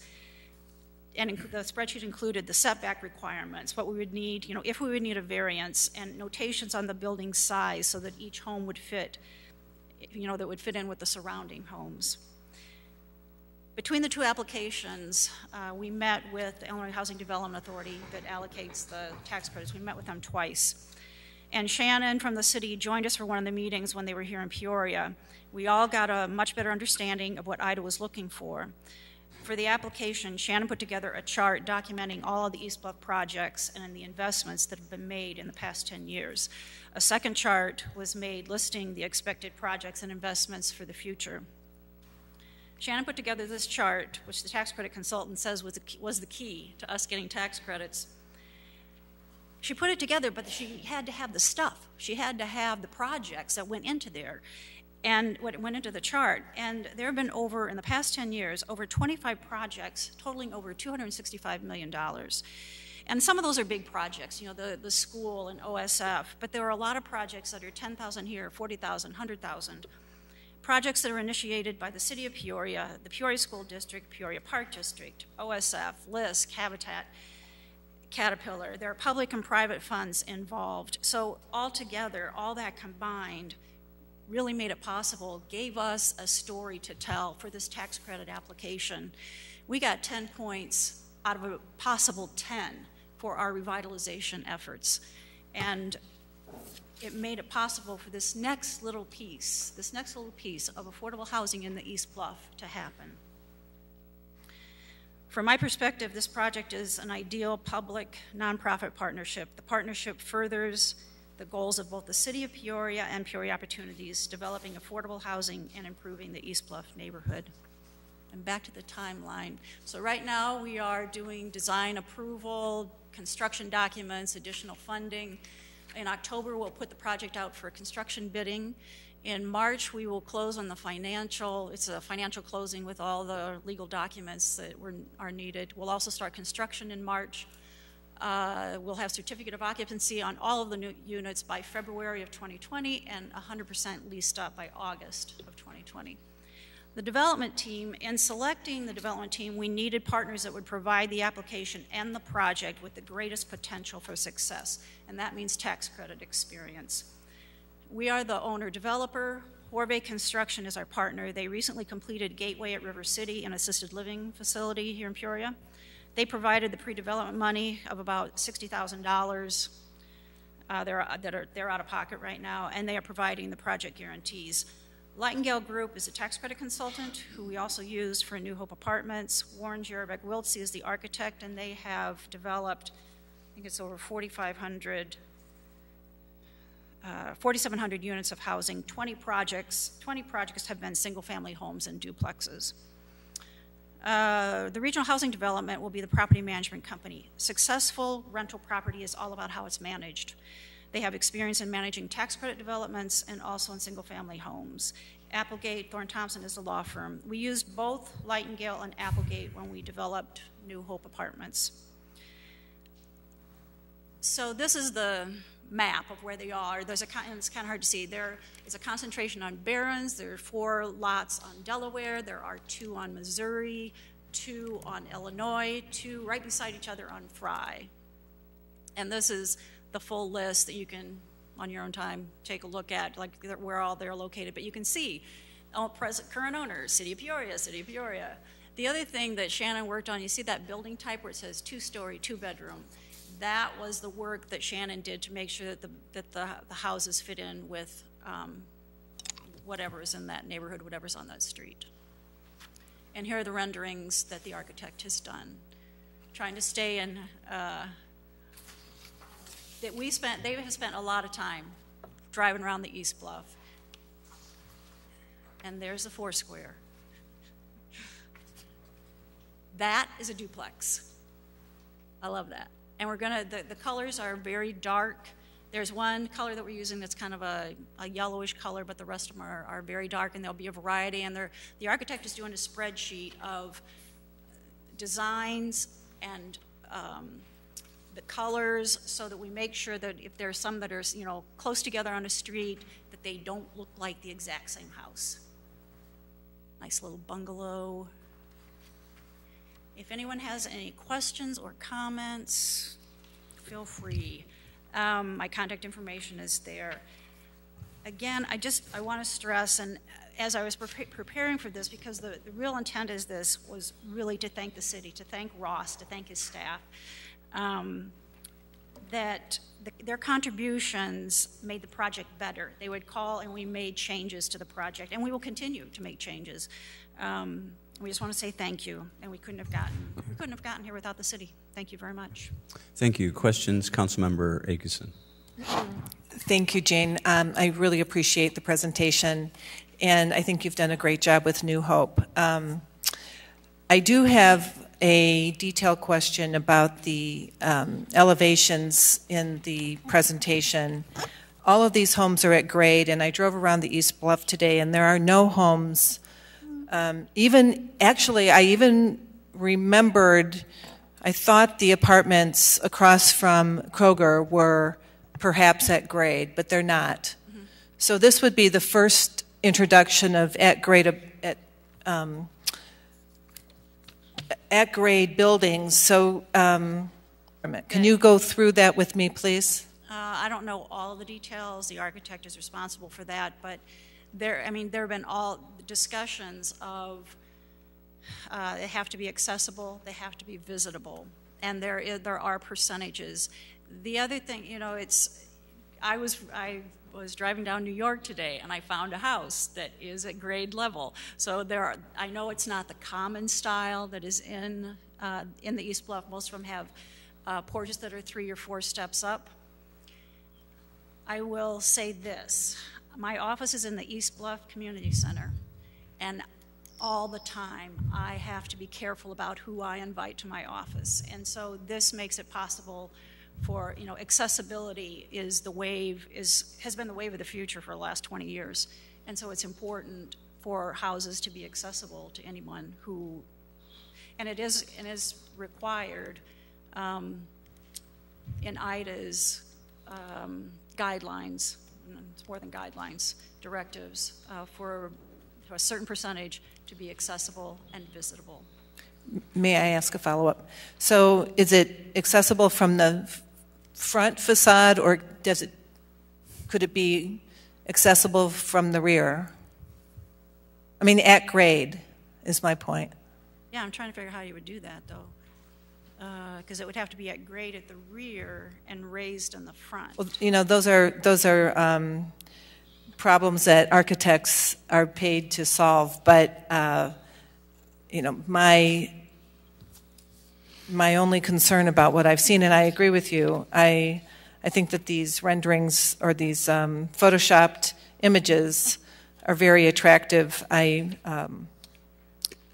I do believe that the at grade is an issue, and I would really like if you could forward me the requirement. I would just like to read it, because I've had several people ask me about this particular issue with subsidized housing in particular. It's always one of those indicators, like you can tell that it doesn't really fit in.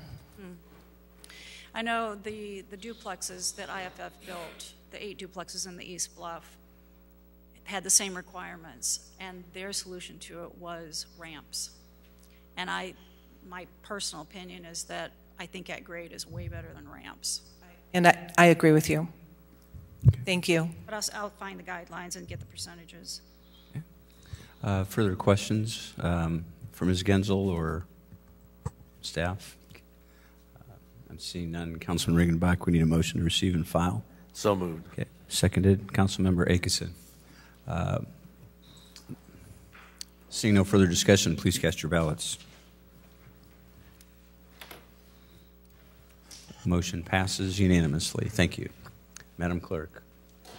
We're at unfinished business. 18-173 is a communication from the City Manager and Director of Public Works with a request for the following. A is to accept the lowest responsive bid and approve a contract with M.R. Mason Incorporated for tuck pointing and exterior maintenance of Fire Station Number 4 at 2711 Southwest Jefferson in the amount of $99,985. And B is to adopt the ordinance amending the City of Peoria 2018-2019 biennial budget relating to the use of South Village TIF fund balance and the reduction in expenditures in the capital fund in the amount of $150,000 for capital improvements to Fire Station 4, originally budgeted in the capital fund, and two separate motions and votes, please. Okay, Councilmember Moore. Thank you, Mr. Mayor. I'd like to move for deferral for 90 days. Okay. We have a motion to defer, seconded by Councilmember Euler. Discussion on the deferral. Councilmember Moore. Oh, I had your light. If we could direct city staff to come back with a temporary option that would allow us to do some tuck pointing of the building that won't cost $99,000.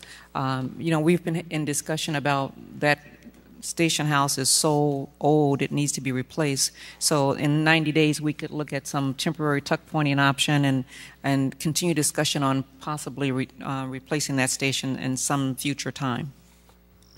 Okay. Director Reese is nodding in the affirmative. Further discussion on the deferral on the floor. Okay.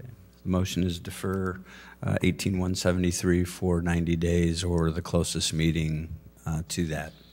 We have a motion and a second. Please cast your ballots. That motion passes unanimously. Madam Clerk. 18-185 is a request to receive and file a status of an agreement with the CEO Council. Mr. Manager. Thank you, Mr. Mayor. At this point, we don't have an agreement yet from the CEO Council to disseminate to the Council, so you know, hopefully we'll have something for you at the next meeting. Okay. Motion to receive and file. Councilman Sear, seconded Councilman Ruckriegel. Discussion, Councilman Ruckriegel. Thank you, Mayor. Question for City Manager Patrick Urick. It seems like, if I remember my calendar correct, back in the end of January, I think Councilmember Jensen brought up the fact of trying to find the status of where we were with the CEO Council agreement. And since that inquiry, I think we've had 7 agenda items on which this has been on our agenda. Question, I know that time is of the essence, kind of as we moved to the November was sort of a deadline there, and it seemed like back in January, time was really of the essence there to make sure that we had enough time to be able to evaluate the proposal and to be able to maybe put the proper thought process into what is a very important vote that I think the council here is wanting to put the time in and being able to look at and do the research on. Why the delay? Because obviously this was of importance, but it seems like now we're going half a year and we don't have an agreement in front of us. And personally, myself and I think many council members that I've spoken to are getting calls from CEO council members, from the public, asking where we are on this agreement. I can tell you I don't have a copy of any MOU that in any draft form. I mean, I have the letter that they gave us when we originally started from this. We met, we talked with them and said we would ask the attorneys to start to work that out. Our corporation counsel has met with their legal representatives who are doing this work. We're waiting to get something back from them. As soon as we get something back, as we said and agreed to when we met with them, we will disseminate it to you so that you have the opportunity to provide feedback before we put it on the council's agenda. We haven't even got to that point yet.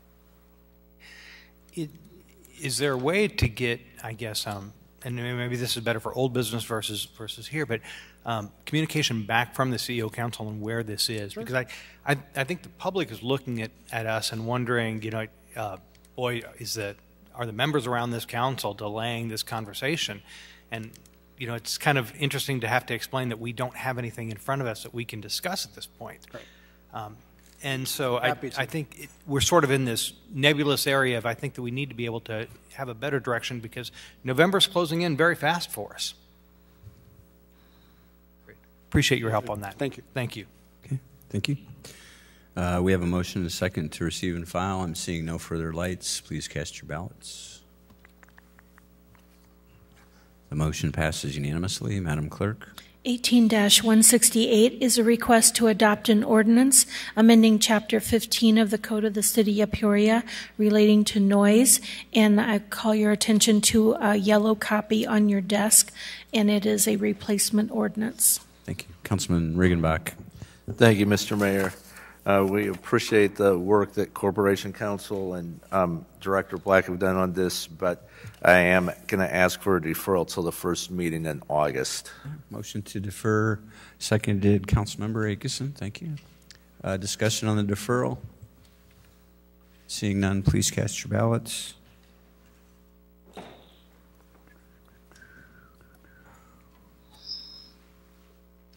That motion passes unanimously. Madam Clerk.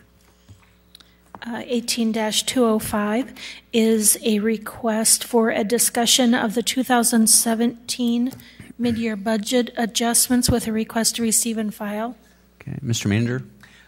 Thank you. I just wanted to, as I said in an email to everyone on Friday, we've had a chance to meet with both the crafts and trades bargaining units and AFSCME. We met again with AFSCME today. The unions then went and met with the police and fire unions. We did have a good conversation with AFSCME today, and we got some suggestions from them that we need to work through. But we're waiting to hear back from the other unions as well. So I really don't have anything else to report other than that at this point in time. And then I just want to note for everyone, for the next meeting going forward, Councilwoman Akeson has the audit on her desk. We will have a presentation from the auditors at the next meeting, and we'll continue this dialogue and this discussion as we go forward. But they'll be ready to present their findings on the 2017 Comprehensive Annual Financial Report. Okay. Discussion, questions for the manager? Seeing none, we need a motion to receive and file. Councilman Euler, seconded Councilman Rodrigo. Please cast your ballots. Motion passes unanimously. Madam Clerk. If there's no further unfinished business. Do we have any further unfinished business tonight? Any unfinished? Okay. Seeing none. We would be at new business. New business come before the council tonight. New business. Councilmember Montalongo. Thank you, Mayor. I have actually a question for Public Works Director. I don't see him. I'm going to back. Aha, there he is. Okay. So I had some questions from the Northmore Mills neighborhood, and their question is around University and Teton, and there's still a great concern for safety of pulling in and out of the neighborhood there, and want to know if you had a chance to study this and what would be happening. So, which mic you got? We're paying attention to it. Right now we have Northmore open for the next couple weeks, all the way from University to Allen Road. It's very nice, by the way. Our issue is to warrant a signal, and it's a pretty high cost. A signal installation can cost up to $300,000. You have to do a traffic study, but you can't do it in abnormal traffic conditions. So during construction, we're experiencing abnormal traffic conditions because it's not the way traffic would typically flow. So we're watching it and trying to figure out, but after the project is 100% complete, we are going to do the full-blown study and see if the traffic signal is warranted. Oh, so my question is, right now, well, not at this moment because it's open, but people, since there's more traffic on University, I think, and more people having to get out on University from Teton there, I mean, they see that as a major concern for safety, as they've all expressed, and it's something unanimous from their board, and that's, I'm sure, going forward after it's all fixed, that might be another issue to address, but just for the temporary, when there's when Northmore goes to being closed again, and that area becomes the funnel then where everybody needs to go through. Understand, and right now, just with our opinion is it doesn't need a signal. In fact, a signal could just encourage cut-through traffic during construction. We would just encourage people to slow down. And I think the hardest movement to make is that left-hand turn out of there. If there was a desire to look at temporary signals, that's not something currently budgeted. You'd be looking at approximately $15,000 a month to rent a temporary signal system to put in there. How soon does it take to put something up like that? A temporary signal?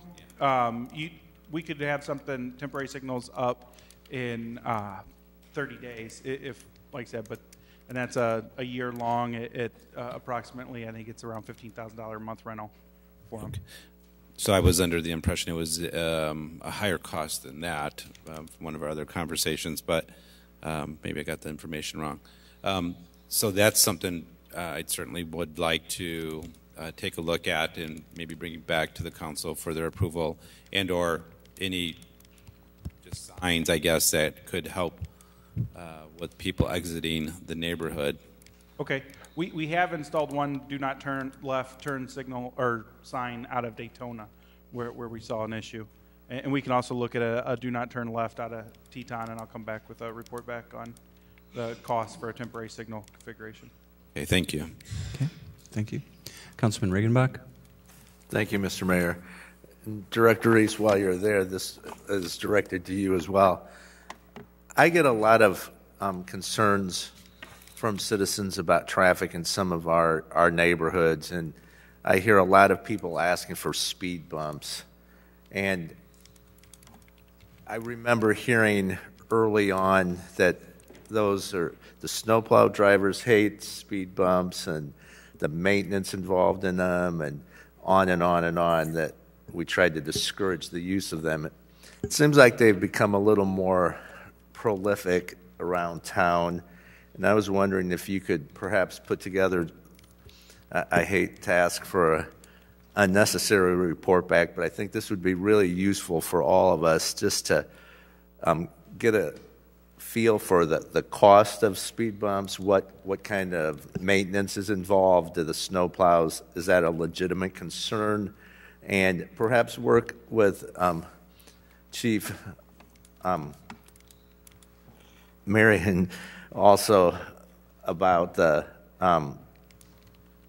effectiveness of speed humps in the neighborhoods, and if there's other tools that we could be utilizing that would be more cost efficient. But I think speeding through the neighborhood streets is something that we're all concerned about. So let's make sure we're addressing that in a efficient manner and an effective manner. Thank you. Councilman Graham. Director Reese, we have had probably 10 or more water main breaks in the area of Sheridan Road, north of Laux, going on down toward Florence. Just in the past few years, we've had boil orders. I've been asked to go to the headquarters of Illinois American Water Company and take a look at a NORAD board that they have, which shows the pressures that exist. With all the technology there, I wouldn't be surprised if there's a Minuteman missile somewhere in a silo hidden nearby. But they explained to me that there are topographical and other issues that creating many problems for that particular part of town. As I mentioned to you and to Roger Goodson, something's got to give. This can't continue, all these breaks. And I know you're working right now with Roger Goodson of Illinois American Water Company to come up with a mutually beneficial way of resolving this issue, because they don't like to have to keep going out. And we don't like the dislocation, of course, to our city neighborhoods and the detours that are causing people to speed up and down the side streets. It's been a real mess. And we've tried to kind of make our way through this and hope that they would stop, but they're not stopping. So maybe you can continue to work on this so we not demonize Illinois American Water Company, or demonize the city of Peoria, but get a resolution, because my constituents are very, very, very upset about this. And they're not bashful, and they shouldn't be. And just try doing those detours. It's crazy. And then you get boil orders. You know, there are all kinds of issues involved. I realize some of the water pressure issues have caused shower heads to blow off people's showers. And they've had to go around and adjust water pressure in certain areas. But this has to stop. So I appreciate the fact that you've begun a dialogue with Illinois American Water Company. Thank you. Thank you. Councilmember Moore, new business. Thank you, Mr. Mayor. If I could, Director Reese, if I could add on to Councilman Riggenbach's request regarding the speed humps, if you could also provide that information, providing that information, what are the parameters for the necessity for a speed hump? Is there a traffic study? So many cars coming through, so many tickets or anything? Because a lot of that, there are several streets on the south side that are impacted by speeders and their requests for speed humps. So since you're already doing it, if you could add that also, then that way the public can have it. Thank you. Yeah, thank you.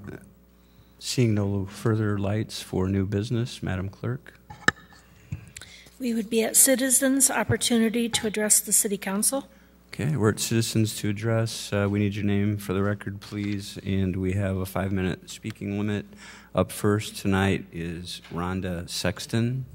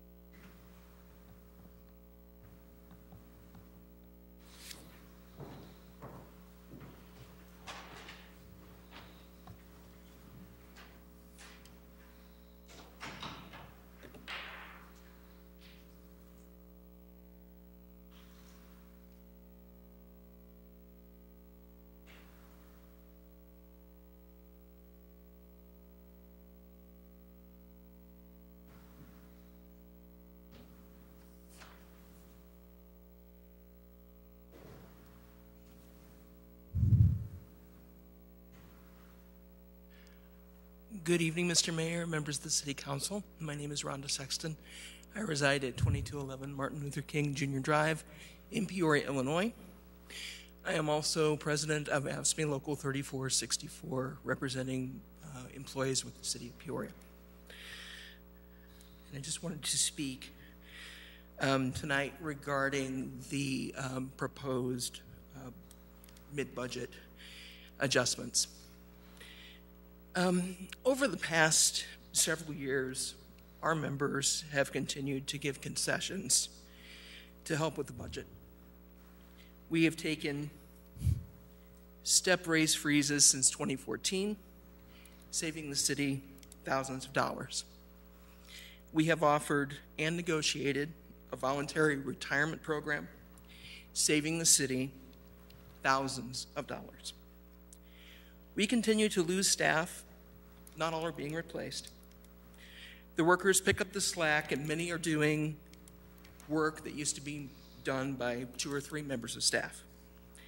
The stress and the pressure of this is enormous, and it saves the city thousands of dollars. Now the city's telling us that you want us, each employee, to donate 11 days of pay to the city's surplus fund. Today, we sat down with management and offered many other cost-saving measures. More ideas are coming in from our members as well. Before management came up with this outrageous plan to take the alleged deficit shortfall directly from the workers, maybe they could have offered to meet with the unions first to find solutions instead of doing what is easiest and just taking more from the workers' pockets.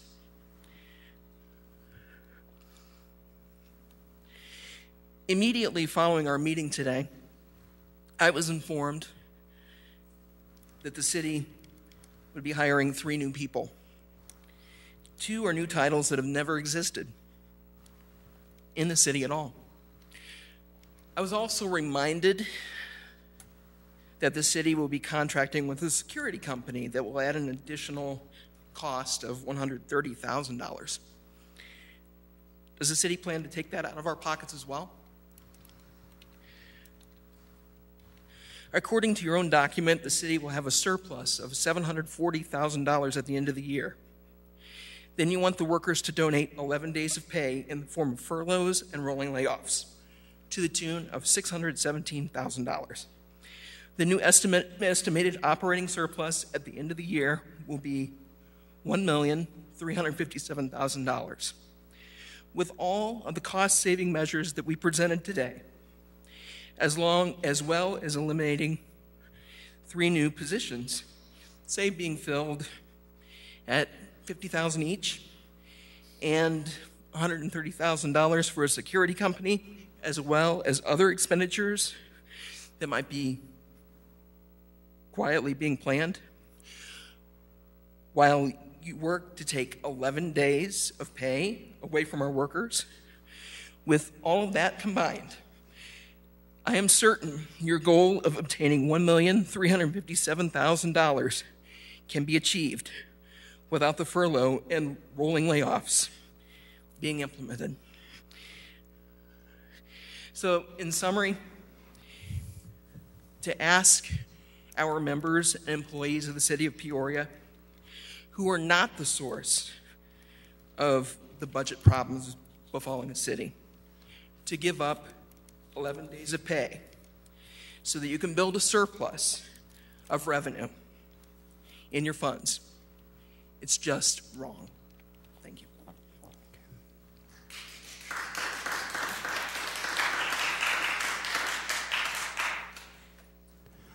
Next, we have Joe Martinelli.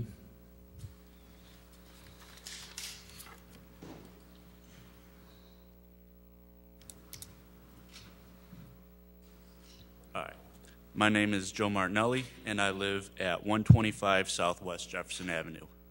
I stand in front of you all today to implore y'all to take action on making Peoria a welcoming city. It is unacceptable to allow law enforcement to work with Immigration and Customs Enforcement, an organization that so boldly contradicts everything that this country stands for. ICE was formed under the Department of Homeland Security in 2002 as a response to 9/11 and on a mandate to treat immigrants as terrorists. This departure from give me your tired, your poor, your huddled masses yearning to be free is one of the great moral tragedies of our time. It is disgusting to lock children and adults alike in cages to be shipped out for being undocumented, which is in the eyes of the law a simple misdemeanor. Kids are being locked away for something that any reasonable judge would not grant any jail time for the absurd notion that they should be treated as terrorists. Now, for every conservative that sits on this council that does not support the Welcoming City Ordinance, I implore you to consider this. For the party of personal responsibility, you should recognize that we as a country are personally responsible for the plight that many undocumented immigrants were forced to escape from and continue to escape from today. First of all, the North American Free Trade Agreement wrecked the lives of Mexican farmers as heavily subsidized U.S. crops poured into Mexico. 2 million farmers were forced to leave their farms since NAFTA, while simultaneously consumer food prices rose, leading to food poverty for 20 million Mexican citizens. And the land that the farmers lost eventually came to be occupied by transnational corporations to the benefit of the United States of America. We benefit while the people of Mexico suffer. Furthermore, the war on drugs that we started turned Mexico into a literal war zone. As a result, homicide rates in Mexico have reached nearly 30,000 people annually. Most of this is a direct result of the war on drugs that we started and profit handsomely through our pharmaceutical industry and prison industrial complex. We have wreaked havoc on Mexico's economy and turned their land into a war zone. And to turn them away as they escape our manufactured atrocities is to turn our back on any semblance of dignity we might have once had. Make Peoria a welcoming city and bar immigration and customs enforcement from being allowed to work with our local authorities. Thank you.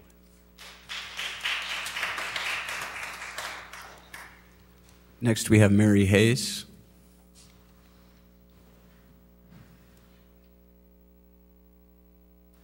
Hello, my name's Mary Hayes, and I live at 2915 West Ann Street.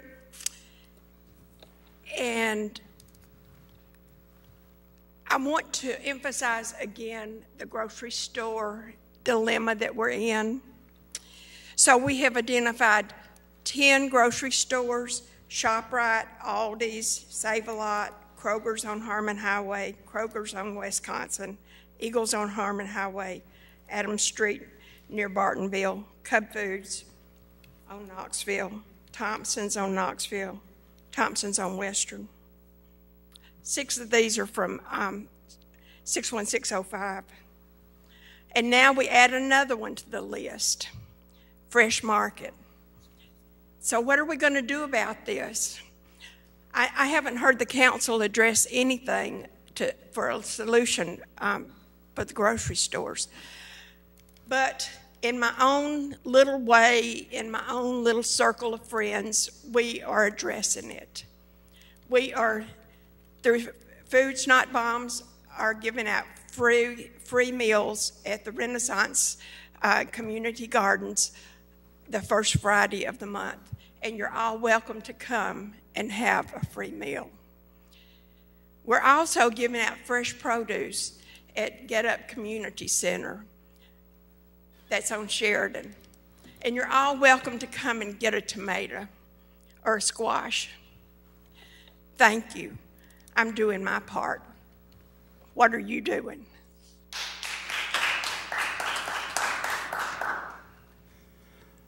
Next up, we have Rachel O'Reilly. Good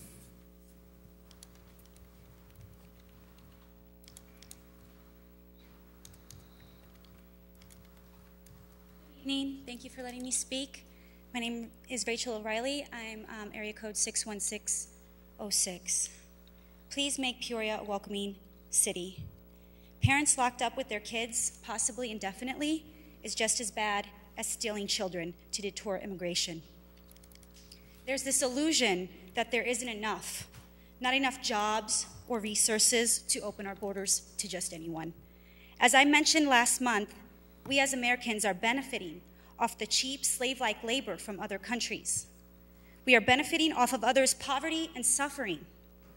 In this new age of a global market, I'm imploring you to think beyond borders. We are one human race. Council members, you are obligated with your man-made authority to create solutions for the betterment of all, not just a select group of legal people. City government reflects working from the bottom up. If every local government steps up, we can defeat the tyranny that is coming from the top in regard to Trump's racist zero-tolerance policy.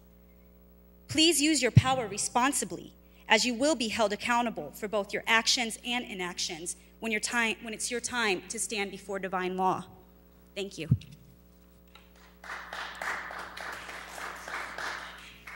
Next up, we have Kevin Jones.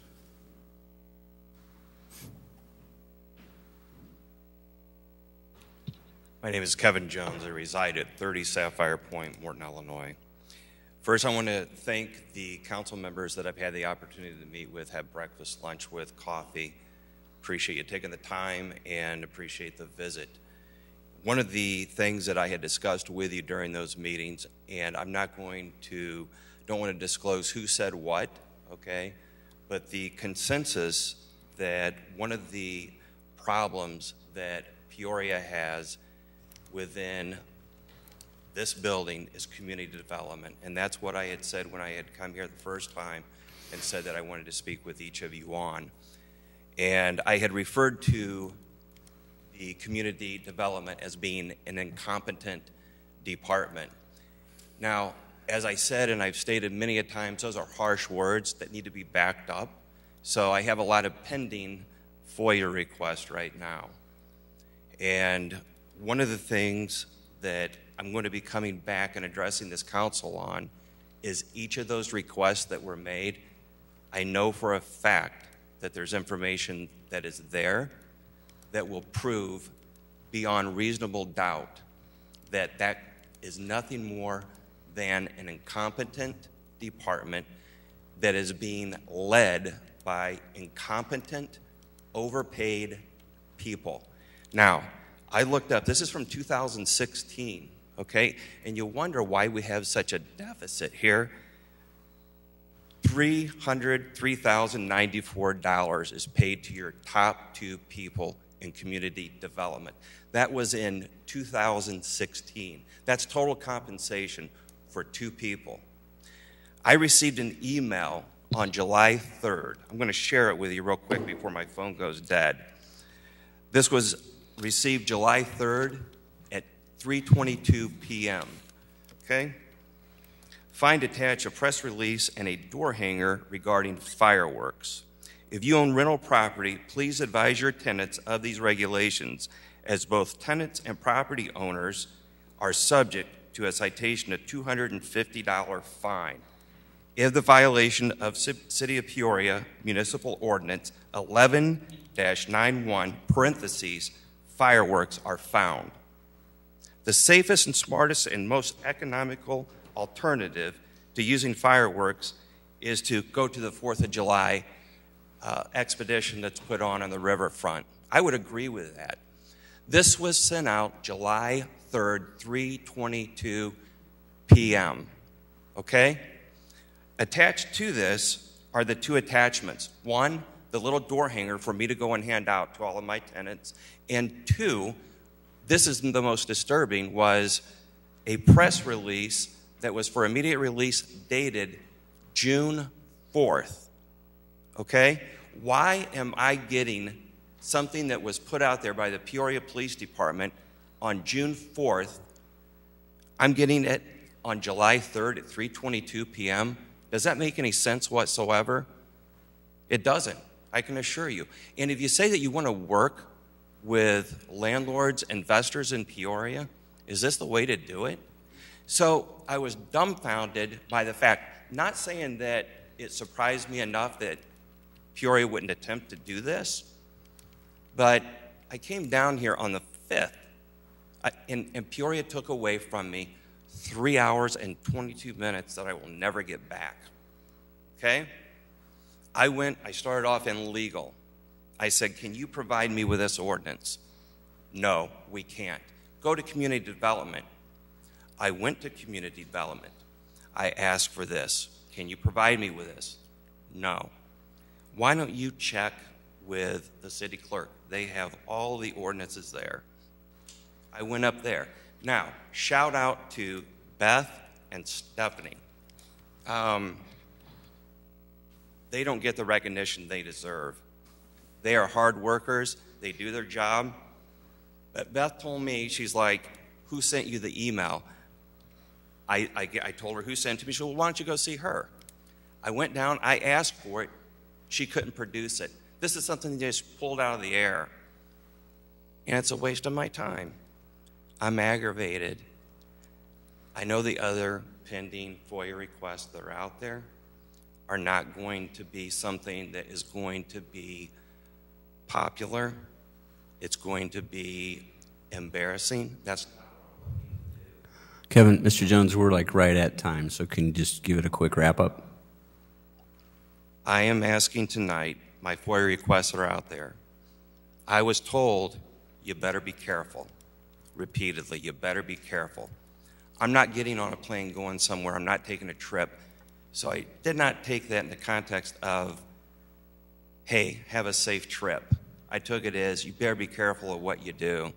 I'm just saying, I'm stating tonight, don't go erasing any hard drives. Anything that's...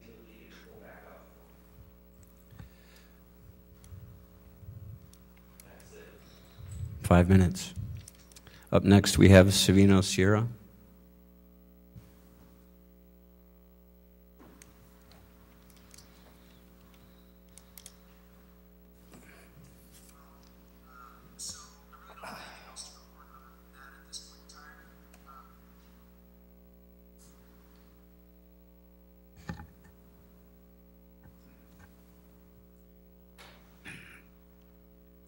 Savino Sierra, 1708 South Stanley, down in the south side. You know, it's a pity you people conduct these council meetings, and sometimes you overdo it. You take a lot of unnecessary minutes, but we get 5 minutes to say what we want to say. You cut us off. It's getting kind of, it's not, I wouldn't say, it gets under my nerves. Anyway, I want to praise the police department. They've done a lot better this year than we did last year at 4th of July. The trouble is we don't have enough citizens that really want to obey the rules, the laws, you know what I mean? They think, hey, we got something going here with the fireworks.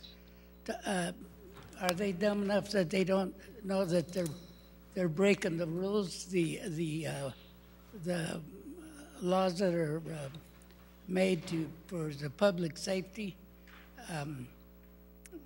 They're you might say they're like outlaws, you know. And I don't have too much respect for those people. But the police done a lot better job, and I think we're going to do a lot better this coming year for the 4th of July.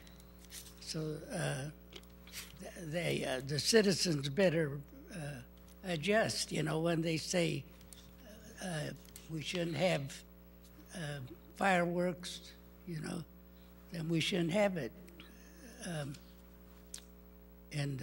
You know, we have to spend money to give our children breakfast, lunch, and supper, but that's all right. You know, we're supporting that program, but these people that are taking advantage of that, they'll go out of state and get fireworks and what have you, you know, and we gotta collar them, and even $250 isn't big enough fine for them. And if we want to be good citizens, we should join the bandwagon and be a good citizen. And this young man that was talking about the Mexicans, a lot of it is true, you know what I mean? Cesar Chavez, you know, when he worked for the people, it wasn't just Mexicans, you know, Central Americans, Negroes, even Southern whites, you know. He had a lot of people that he fasted for, you know, and so the Mexicans that come here, they come to work, you know. They know how to work, and they want to work. And this is, you know, they get with it. And so what I say, the time for the public to talk, you should give them a little more time, you know. And I think it's unfair, and this is one reason why I get perturbed of coming here, And we should be ashamed of ourselves. We're losing a lot of our citizens. I'm going to explain to you sometime when I got time why these people are leaving Peoria. You know, I was born here in '31, and it was a good town. And a lot of you people, modern people, are tearing it up. Thank you. Madam Clerk. We have an executive session. Mr. Leist. Yes, Your Honor. A motion would be appropriate pursuant to Section 2C5 of the Open Meetings Act relative to the acquisition of property. Additionally, there is a motion would be appropriate pursuant to 2C11, which exempts discussions relative to pending litigation. And finally, there would be an exemption available for some discussion relative to discussion of previously closed minutes pursuant to Section 2C21. Okay. We have a motion to go into executive session. Councilman Ruckriegel, seconded by Councilman Sear. Please cast your ballots.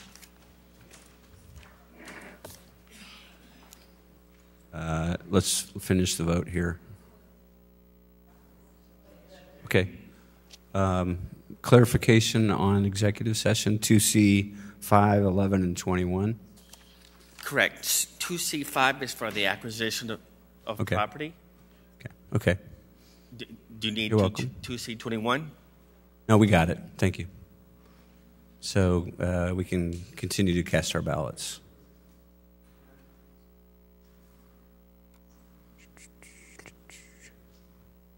Councilman Graham. Vote. Yeah. That's okay. Thank you. The motion passes unanimously. And we have a motion to adjourn. Councilman Euler, seconded Councilman Sear. Please cast your ballots.